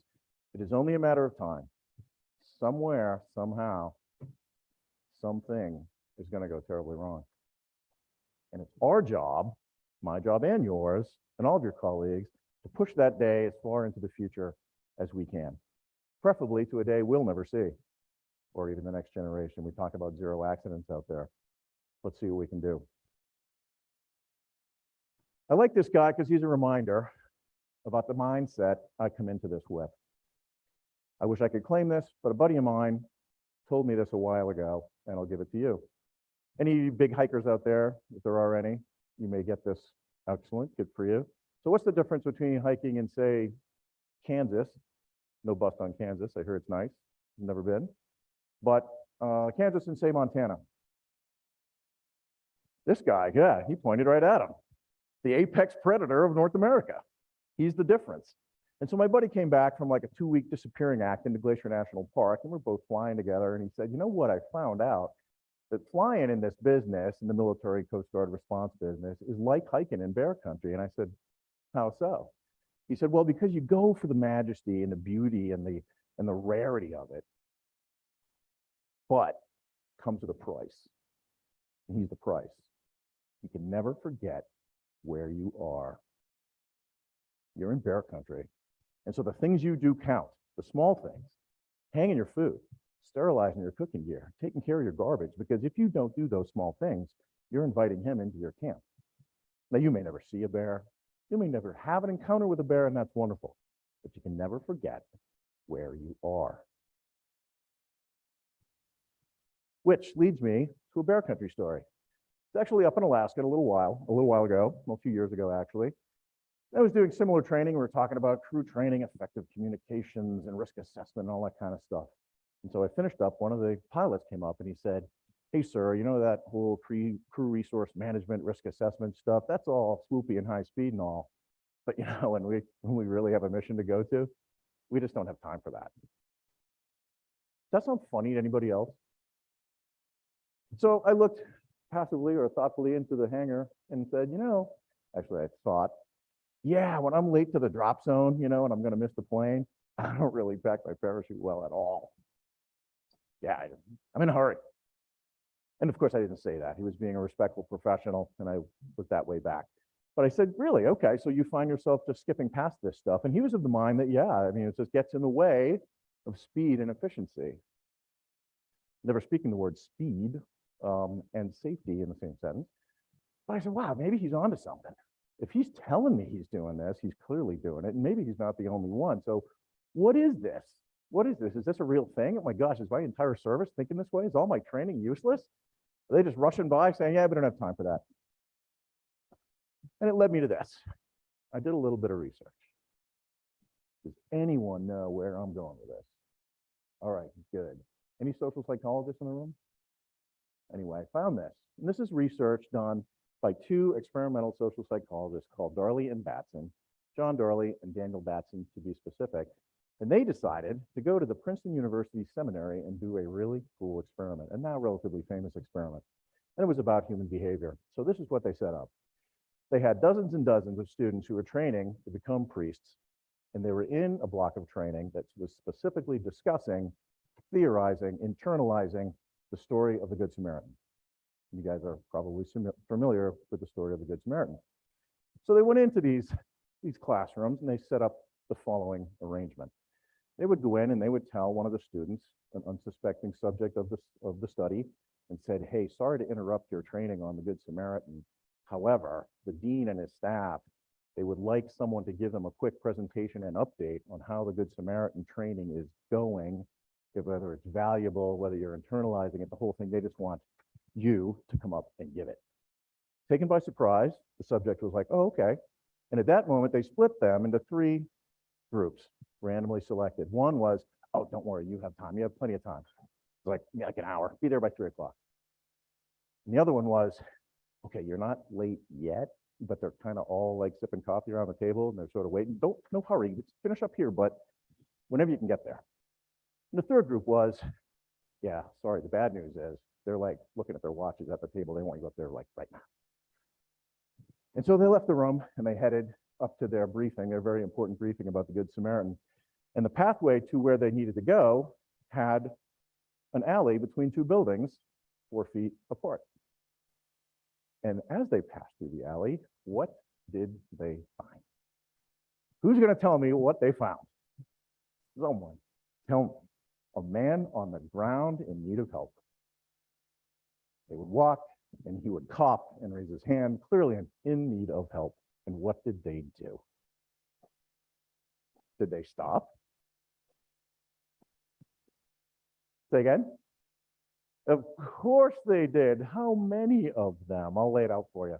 In the you're in no hurry category, 63% of priests in training walk right past. Oh, I'm sorry, stop. The you're not late yet, but hurry up, 45% stop. In the you're already late, get your ass moving category, how many? Give me a number, who guesses it? 10% stop. So, how well do we know ourselves? And this speaks to the whole thing that he mentioned in the previous panel. We expect good behavior, and people who have the best intentions and plans and embedded belief systems are subject to external forces that they will simply abide by. That whole thing like, oh, I'm sorry, I was OBE, man, I was overcome by events. That's a real thing. So it mapped back on my Alaska pilot and I said, oh my gosh, he was onto something. It just, he recognized what he was doing. Most of these folks don't know. They rush right by. But if you had asked every single priest student at Princeton whether they would have stopped, what do you think they would have said? Every single one of them. How many of you guys would have stopped, do you think? I bet you would have. At least 10% of you, right? At an absolute minimum. So let's know ourselves. Who knows what this city is? I'm going to tell you a little bit about now what happened to me and my crew, or what happened to what we did and didn't do. This is New Orleans, my favorite city in the whole world. I lived there, flew there for 8 years. It was a wonderful place, if you like that kind of thing. Here we go. So here we are at Coast Guard Air Station, New Orleans, very busy, very respected, very, very active rescue station. And this is the profile. We were the B0. We were the sleep next to the aircraft crew. And there were 4 of us. We have a second crew at home for 2-hour recall, and we have 24/7 maintenance at the hangar all the time. So we are sitting duty here. And now the small personnel anomaly that I mentioned is something military folks would appreciate. I don't know how much it would map on to commercial operations, but normally the senior duty officer on duty is the senior pilot. In this case, that was not the way. I was the pilot in command, but I was junior to the senior duty officer. So he ran the air station, but in the cockpit, I was in charge, so to speak. A strange twist there. And it was Friday the 13th. Just thought I'd throw that out there because it's interesting. All right. So the call comes in. Now the Marine Safety Office, part of the Coast Guard that handles oil spills and a variety of other things. We call them the duck rubbers, but that's okay. They're still good people. Anyway, so they call and they say, we would like to launch an aircraft. This is late in the afternoon now. We'd like to launch an aircraft to go look at what we've heard is a leaking oil facility. In fact, it was a small pumping station on pipeline running through the swamp, basically. Anybody here operate out in the Gulf of Mexico or on the southern coast of the Gulf of Mexico? All right, a major, major petroleum area. Oil things are everywhere. So they say, we have a report that this is leaking. We'd like to put eyes on it. All right, cool. We'll go. No, we want to send people to see it, like our people. Okay, great. Come on over. We'll go. And so they said, all right, we'll be right there. So we wait, we roll the aircraft out. We're ready to go. We're going to go look at this oil leak. And we get a phone call just about when they were supposed to arrive. It says, sorry, we're going to be late. We're going to be like 2, maybe 3 hours late, which is going to push us into the dark. And our response was, well, okay, well, we'll go. Just tell us where it is. We'll go film it, put eyes on it, whatever. Because what are we going to see in the dark? We're not going to see anything. No, we still want to come. And that began sort of a rift in reasoning that we never quite worked out for the rest of the evening. It was like, okay, well, if you don't want us to go to put eyes on it in broad daylight, what's the point? Oh, well, we have equipment that will see it. What equipment? This infrared system that we have. None of us had heard of this infrared system. Our commander had not heard of this infrared system, but they insisted it could see oil in the dark. We're like, okay, we'll push this up. Talk to ops, and they cleared us for the mission. So a couple hours later, we're expecting again. We roll out, and the phone rings, and they say, well, yeah, sorry, we're not going to be there till after midnight. Wait a second, what? After midnight? All right, so now we got crew rest issues. Now we got like maintenance cycle issues, which are aircraft, it gets complicated. It could go on and on. But in essence, what we felt like was this. What is this about? If it was so urgent, why didn't they let us go look at it when we could see it? So the crew had some angst, and our command was at each other. The higher-ups were talking to the higher-ups, asking difficult questions, saying, why are we going? What is this equipment? How do you know it works? And we really never, as a crew now, we never really got the answers that we were hoping for. So midnight, they show up, we roll out. We're in the chocks, actually. Now it's dark on the ramp, and we're spinning up, and oh boy, what do we got here? We have a dual digital torque meter that reads both our engines, and it starts to fluctuate while we're in the chocks. I'm looking at it. Jim, my co-pilot, is looking at it. He's in the left seat, I'm in the right. And we're watching it, and then it settles out. Oh, it's good. It's better, right? It fixed itself. So Wes, our flight mechanic, is in the back. We briefly mentioned it to him. He sort of shrugged and says, well, okay, well, sure, let's go. Maintainers in the crowd, I hope you're squirming in your seat right now, and I hope you're saying to yourself, oh gosh, please don't take that aircraft. Don't take that aircraft. Are you serious? You're going to take that aircraft into a dark night over the bayou at midnight. Don't take it. Well, we took it. We took this aircraft because we thought the mission was worth it. So we take off, and this is what it looks like pretty much. We fly south, the city fades behind us, and now we're well out over the bayou, and there's an overcast above us, and we can still see sort of, the ground sort of painted below us. We can pick out water, we can pick out a little bit of terrain. We're at 500-600 feet maybe. And then we fly over what looks like a beach. This big white thing. And we watch it go under the nose. We're like, what is that? It turns out it's a fog bank, a massive fog bank. And it turned out, as we found later, an impenetrably, amazingly thick fog bank.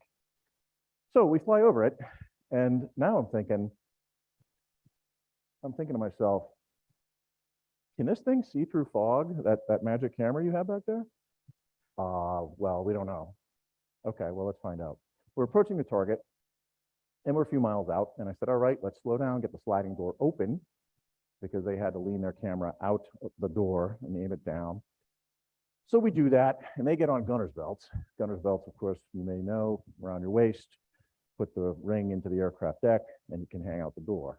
So two of them are on gunner's belts and we're flying along. And they're trying to tune this thing. They're trying to focus this thing. And we're asking, can you see anything? Can you see focus points? Can you see anything? Of course, no. So we're flying along, struggling with this machine. It's not working. It's not seeing. We're getting nowhere, so to speak. We can't see the ground. We can't see above us. We're flying in the black. And then, again, a nod to our maintainers. Guess what happened next? And there's your hint. Maintainers, what happened before we left? Remember that torque meter? Yeah, it's back. It's back. My co-pilot Jim says, we got a torque problem. So my eyes come to the torque meter and lo and behold, yes, it's doing its thing. And I was like, all right, I've had enough. All right, this mission is over. We're going home, get the door closed, get those people back in, get the gear stowed, down to the computer. All right, Jim, here you go. Here's your direct KNVG. Boom, his computer spins. He's got his vector home. All right, I'm like, how's it going back there? How's it going back there? And as I'm doing this, I'm about to click to talk to home plate and say, all right, we're canceled. We're done. We're on our way home. Jim says, there goes number one. I was like, there goes number one. Of course, assuming that we've just lost an engine. And so I come inside to do our big four, which would be NR, right? Rotor still spinning, airspeed, altitude, looking good. Wait a second. Before I could do any further, this happens. Windshield goes from black to white. We had our landing gear and our searchlight or our searchlights on full blast. So black to white. And I freeze for a moment. I said, how could that happen? And I realized, oh my gosh, we've climbed into the clouds. We were inadvertent. Wow, didn't see that coming. And then I remember, wait a second, are we over a fog bank? I look down and I literally see the zeros coming together like a movie.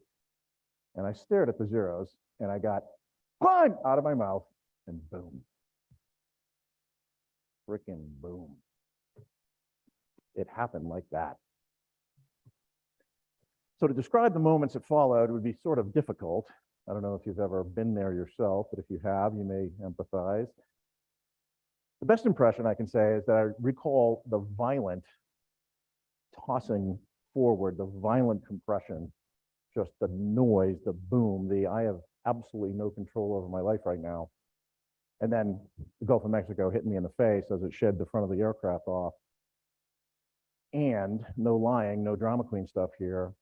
I consciously, for a microsecond, thought, holy crap, we crashed. And normally, in a crash of this nature, that would have been the very last conscious thought I had. But it wasn't. So here I am. What happened next was all the violent motion finally ended. We had apparently come to a stop, left side down, or halfway underwater, and I find myself strapped in my seat this way. And I look out at basically what must be the Gulf of Mexico or the swamp. And I decide, okay, time to get out. I'm still breathing, I'm still alive. Boom, I take my 5-point harness off and I fall across the cockpit directly on my co-pilot who is underwater trying to get out, and I fall on him. So that wasn't good. I roll to go out of what I think is the roof of the helicopter, so to speak, and I'm caught. I can't go anywhere. And I realize that my leg is caught under the instrument panel. So I roll onto my back, once again on top of my co-pilot.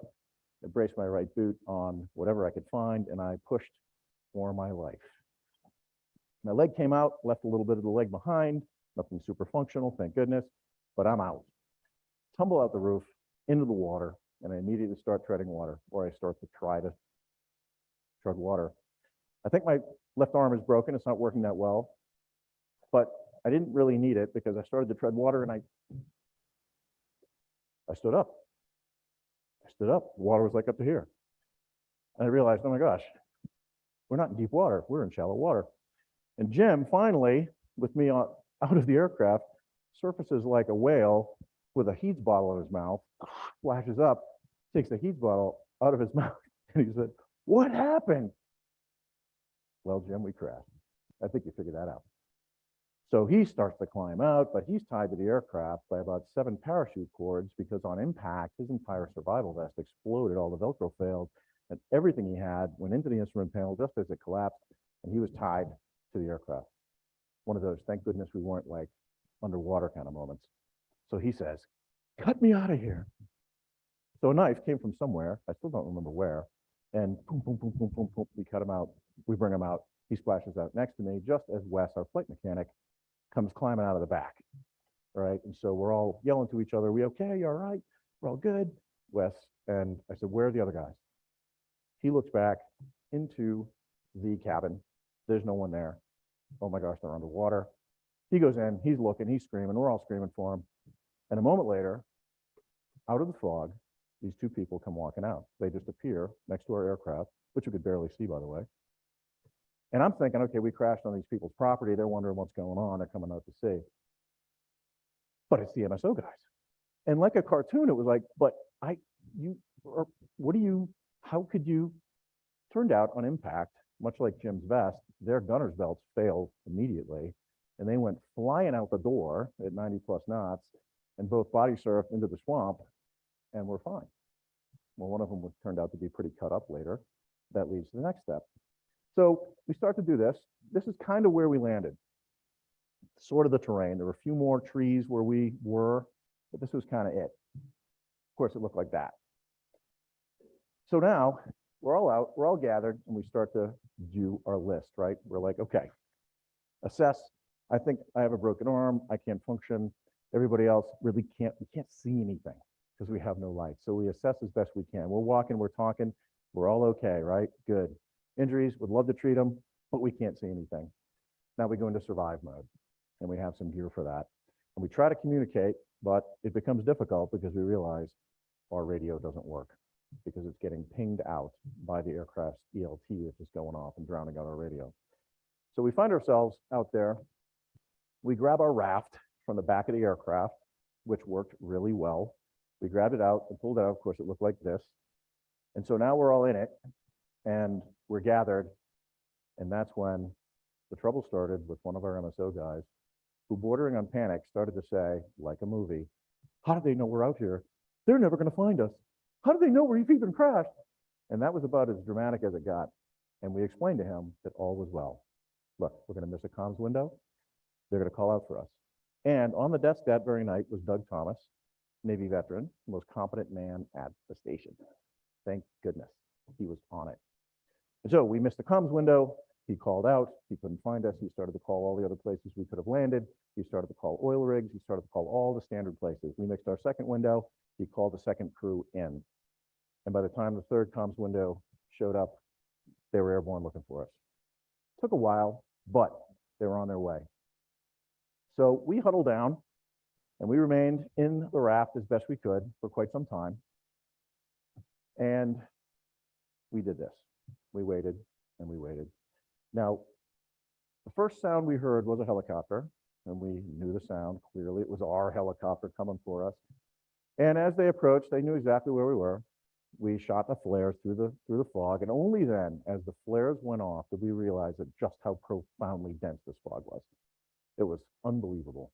So the flares went up above the fog. They saw us. They circled over, and they shoot and approach. The fog was thick enough that they couldn't get to us.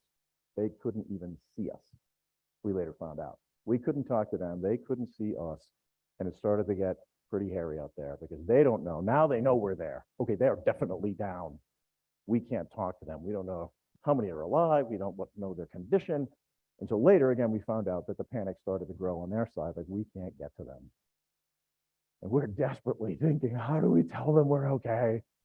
Especially after one episode when the helicopter came down and not being happy with a 50-foot approach and hover past, they went down pretty low. And we later found out that someone said, "I see him," from the back, our rescue swimmer. And the pilot at the controls in the right seat turned and looked and started an undetected slow right descent. Saved only by the co-pilot who said, "I got him," boom. And we heard that pull as they went away. We were like, That was not good. So you can see, not being able to communicate almost cost us another crew. The valuable things here. Okay. So moving on, I'm going to go quickly through this stuff. I have a laser pointer here. Survival suits, we didn't wear them. They were in the back of the aircraft. Thank goodness we got them out. They worked. Raft worked. Knives, indispensable. Light, didn't have it. Couldn't do anything. We wished we had light. Radio, we needed a new one. We needed something on an FM channel, something that could get past the pulsing blast from the aircraft. That was all fixed later by the Coast Guard, thank goodness. Whistle, it came into play because there was a Coast Guard boat who found us. They couldn't get to us. We guessed they were probably a couple hundred yards away, but they couldn't get through the terrain, through the muck, through the trees. They couldn't get to us. And the flares, of course, worked as advertised beautifully. So we're there for several hours. And then we hear another distinct sound. In the dark, now we hear this sound, and it sounds like this. Of course, it looked like that. So, like, again, a movie you've seen, this airboat pulls up next to us like nothing's going on and just says, "Hey, we're here to get you." He, and I assume his son. And we just stare at each other like, this is not the way we expected to be rescued by some airboat, you know, some Cajun fisherman out here. And so we get on the airboat, and without any other words, he just turns and we go blasting at 1,000,000 miles an hour through the dark. All I kept thinking was, wow, thank God we're on this airboat. Does he know where he's going? I'm going to die being rescued. And so he got us to a place where he clearly knew where he was going. He got us to a place that was basically a giant Winnebago. It was a giant ambulance with like 6 beds. And we all got loaded in. They had a full medical team there, doctors, nurses, the whole thing. And all was well, so to speak. We'll talk more about the specific injuries if you like later. But here we are. Now, I have other slides. Hopefully I won't get to them. Well, I'll go through them anyway. But what do you think? Might we have a few things to talk about? Could we have pushed this mishap into the future? Anyone think? How about this? Show of hands for people who think we did everything absolutely right. Nobody. Good. So you all have opinions about what we could have done better. Who wants to volunteer? Who wants to be the intrepid, brave volunteer who says, I think this, even if it's just a single word answer. When could we have stopped this? Numerous places, right? On the ramp. You are very astute. That's my favorite one. We'll talk about that in a bit. Say again? Yes, the planning. What was the biggest, most critical error of this entire episode? If you start with impact and work backwards, what went wrong? That. But how about 13 seconds before impact? What went wrong?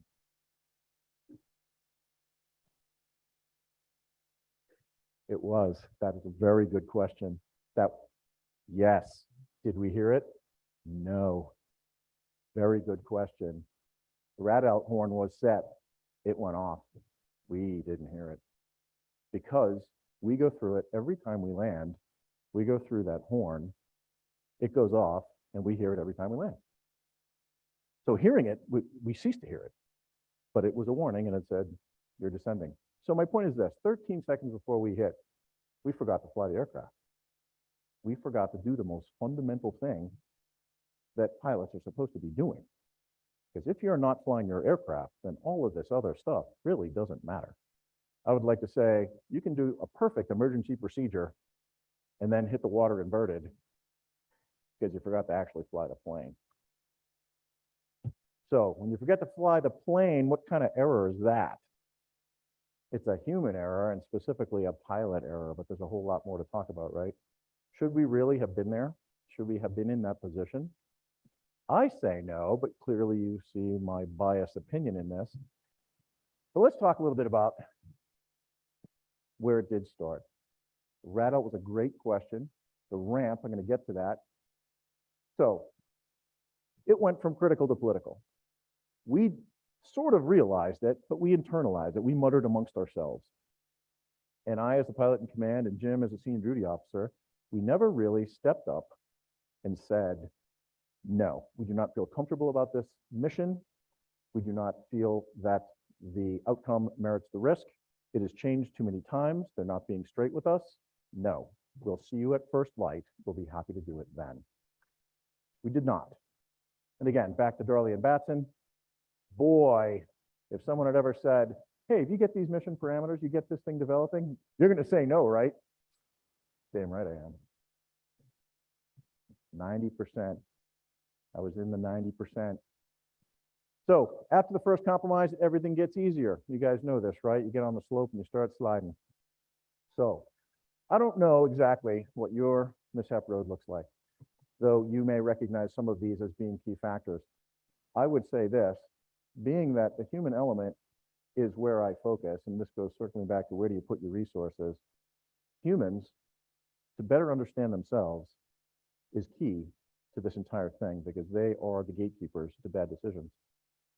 Honest communication, things like that, being brash and bold in your opinions, though of course always professional. So do you recognize anything here that during your operations in one way or another, you thought to yourself, oh, wow, so-and-so said this, or we're expected to do that, or I'm going to look like an idiot if I don't do this, or I'm going to look like a non-team player. All these other things that you say to yourself. Our job as human beings is to set up a system, even if it's sort of internal and small scale at where you work, to make sure that everyone feels comfortable taking those quiet voices that are telling them that something's wrong and making them out loud voices. So without having to show hands, actually, show hands. I want to see a hand from everybody who looks at this list or has another category where if you guys have a mishap, that's probably going to be involved. Anyone have anything they're pretty sure about? Yeah.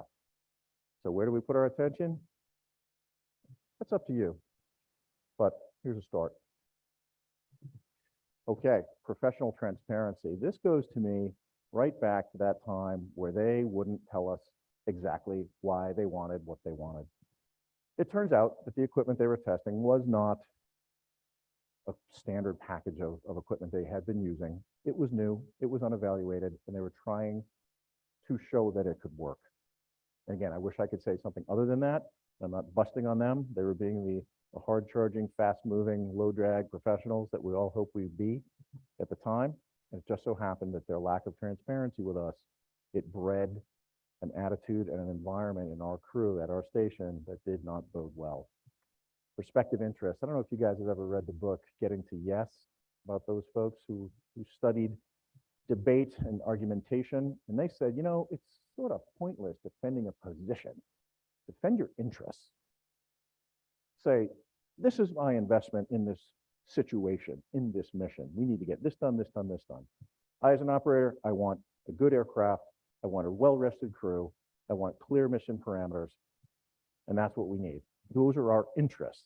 Now I'm ready to hear your proposal. I'll defend those interests, but my position can change, right? Say what your interests are. State your concerns, be specific, ask important questions. Let me ask you this, here's a challenge. Could this entire mishap been prevented with a single word? Of course, looking backward is always easy. Yes, I think so. In fact, I, as the pilot in command, if I had heard Wes, our flight mech, lean through the seats and say, no, stupid, shut it down. That would have been enough in my state to say, yeah, of course, what was I thinking? I can shut me down. Thank you. So you can be that voice. And it is that simple at times. I can show you that it is, and I just did. I, of course, maybe wouldn't have, but I'm pretty confident that if you are that voice that says, no, this is ridiculous, no, you can make a difference. We never would have left the ground. And that goes to the ramp that you mentioned. That was the time right there when it finally got so stupid that we were willing to take an aircraft that we wouldn't have even taken on a trainer in broad daylight we would have gone, oh, we got a torque transducer problem, shut it down, we'll get another aircraft. In broad daylight, but then we turn out taking this broken aircraft on a questionable mission in the witching hour over unforgiving terrain in the middle of the night in the bayou. How is that? Sir, how did we get there? What did we do? We just stepped right past it. Yeah, it's important. We're in a hurry. My favorite question these days is, what happens if we don't go? I even used this on search and rescue cases when it got really dicey and really questionable, and everyone was saying, go, go, go, hurry up, go, go. Oh, just to share a secret with you, at D8, we had a dispatcher, a guy who could launch our aircraft, and we called him Hollywood. That was his call sign. Because every time he called, he'd be like, launch everything you got. Why? Okay. And I even started saying, all right, relax, Hollywood. What do you got? Because he wanted the drama. He wanted to launch us on everything. So it became easy to say, what happens if we don't go? What's the worst case? All right. I really, when I think back at this whole thing, where did I go completely wrong? This is it. We're broken. We're done now. We're turning this aircraft off. And of course, it's only poetic that the very thing that I should have been paying absolute locked on attention to and abiding by, because I said I would, as everyone else would, is the thing that then came back and ultimately put us in the water. So pay close attention to your gear. It's worth it. Think like you've already crashed, like I say. All right. This changed my briefings for the rest of my entire career, as you can imagine. Included in my briefs when we talked about emergencies before the flight, I said the biggest problem if we have an emergency is the fact that we have an emergency. That's what we're focused on. All right. It's going to try to make us kill ourselves. Let's not let that happen. And I assigned the flight mechanic and anyone in the back, your job, in addition to all your other things, is to make sure that we declare and we maintain an airspeed and altitude, and you are the gatekeeper as well. You don't let the pilots not fly the plane. Because again, if you don't fly the plane, then nothing else matters. So brief it. Say, there's a danger. Let's not lose our heads when an emergency happens. Fly the plane, fly the plane, fly the plane. I think this one's kind of clear, right? Practice at home. After this, my wife and I came to this agreement where we were both in the car at the same time, and we were driving along, that the driver is flying. The driver is driving that car. And if they reach for the air conditioner, they reach for the radio, it's like, ah, what do you want? I'm your co-pilot, what do you want? Oh, I'm just gonna tune the radio. All right, you just fly. That became our sort of fun line. And we do it with the kids now too. You just fly. And they're like, oh, that's pretty funny, Mom. He said, just fly. Yep, so practice it at home. All right. So this is gonna sort of close our formal time together, but I do remind you that this guy is out there, and never forget where you are. Take a moment, be aware. So always remember the bear. More importantly, always remember the beer.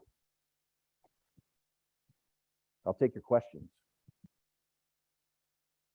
Any questions, sir?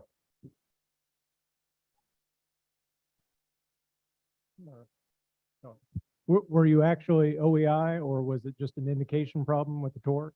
It was an indication problem. Okay. Yep, that was it. That's what it turned out to be. So even worse, we had all the power we needed. All right, how late did I go, Eric? I apologize. No, your time is good. Okay, good. Whew, I got that. I'm late, sort of thing. All right, so if there are no more questions, that's cool. I'll be available later if you think of any. But thank you for your time. I really appreciate it. And I'm happy to be here to share a little bit of a perhaps less than enthralling professional experience of mine. But I appreciate it. Best of luck to all of you. Fly safe, and I wish you all the best. Thank you. Round of applause, please.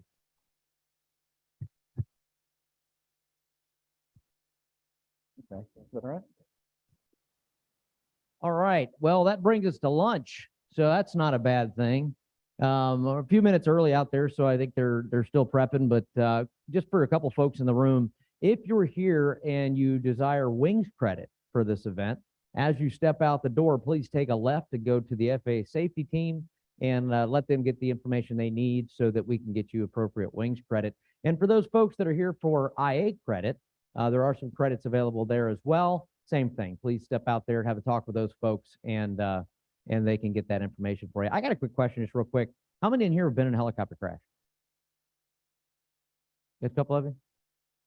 So the one thing that I think that's in that conversation that's interesting, I had a crash back in 2004 in an R-22 out of a 180 auto rotation that just stopped making power on a check ride. And we hit the ground real hard. And I remember after that fact, the feeling of what did I do wrong? You know, what did I do wrong? What was that moment? And then the other thing is I hit a wire. You're going to hear a great presentation about this, not mine, but my situation. Mine was about 3 a.m. in Shaw, South Carolina, going into a little logging road. And it was a Bell 407. Came in just prior to landing, saw something move in the chin bubble. Nose was coming around because I kicked it out of trim. And real quick, what are your thoughts are? I'm on the helicopter and I kick it out of trim to be able to see what did I just negate as it relates to a wire? Wire strike. Wire strike was pointing out here and the wire was coming in from this other side. So that was one of the things that I started talking to folks about on the equipment with the aircraft after this situation. But I had already brought the nose back around, and as I did, I hit a wire. And the interesting thing with the wire didn't get cut. The wire got stuck. So I have this wire stuck at 30 feet in the air in a hover, 3 a.m, and it wouldn't come out. And so what I ended up having to do is our chief flight nurse in the back seat, I asked her to open the door and just make sure I wasn't going to hit another wire going the other direction, right? I mean, kind of caught in a road, what do they say, anyway, in a bad position, and had to back out of it. And the wire, it kind of watched this wire kind of get tighter, and then bing, it comes out, and I went over it, landed the helicopter. After action reviews are critical. After action is a big, big piece of anything you have, no matter how simplistic or how major, is to have that conversation with these events. And like I said, this is back in the 90s when this happened. The human factor aspect of some of these events are key. It's not just the flight crews, not just the people on the aircraft, it's also the infrastructure that we're within. In this particular case, it was a volunteer fire department where the young volunteer fireman was supposed to, by himself on the engine, he was supposed to have walked the LZ. That was his job, was to walk the LZ, but it was cold, it was in the mid-20s. And so he just used a floodlight from the engine, didn't see a wire, thumbs up, gave me a green light, the LZ's clear, thus you saw what happened. What do you think his reaction was on the after action review over the phone? He was bawling.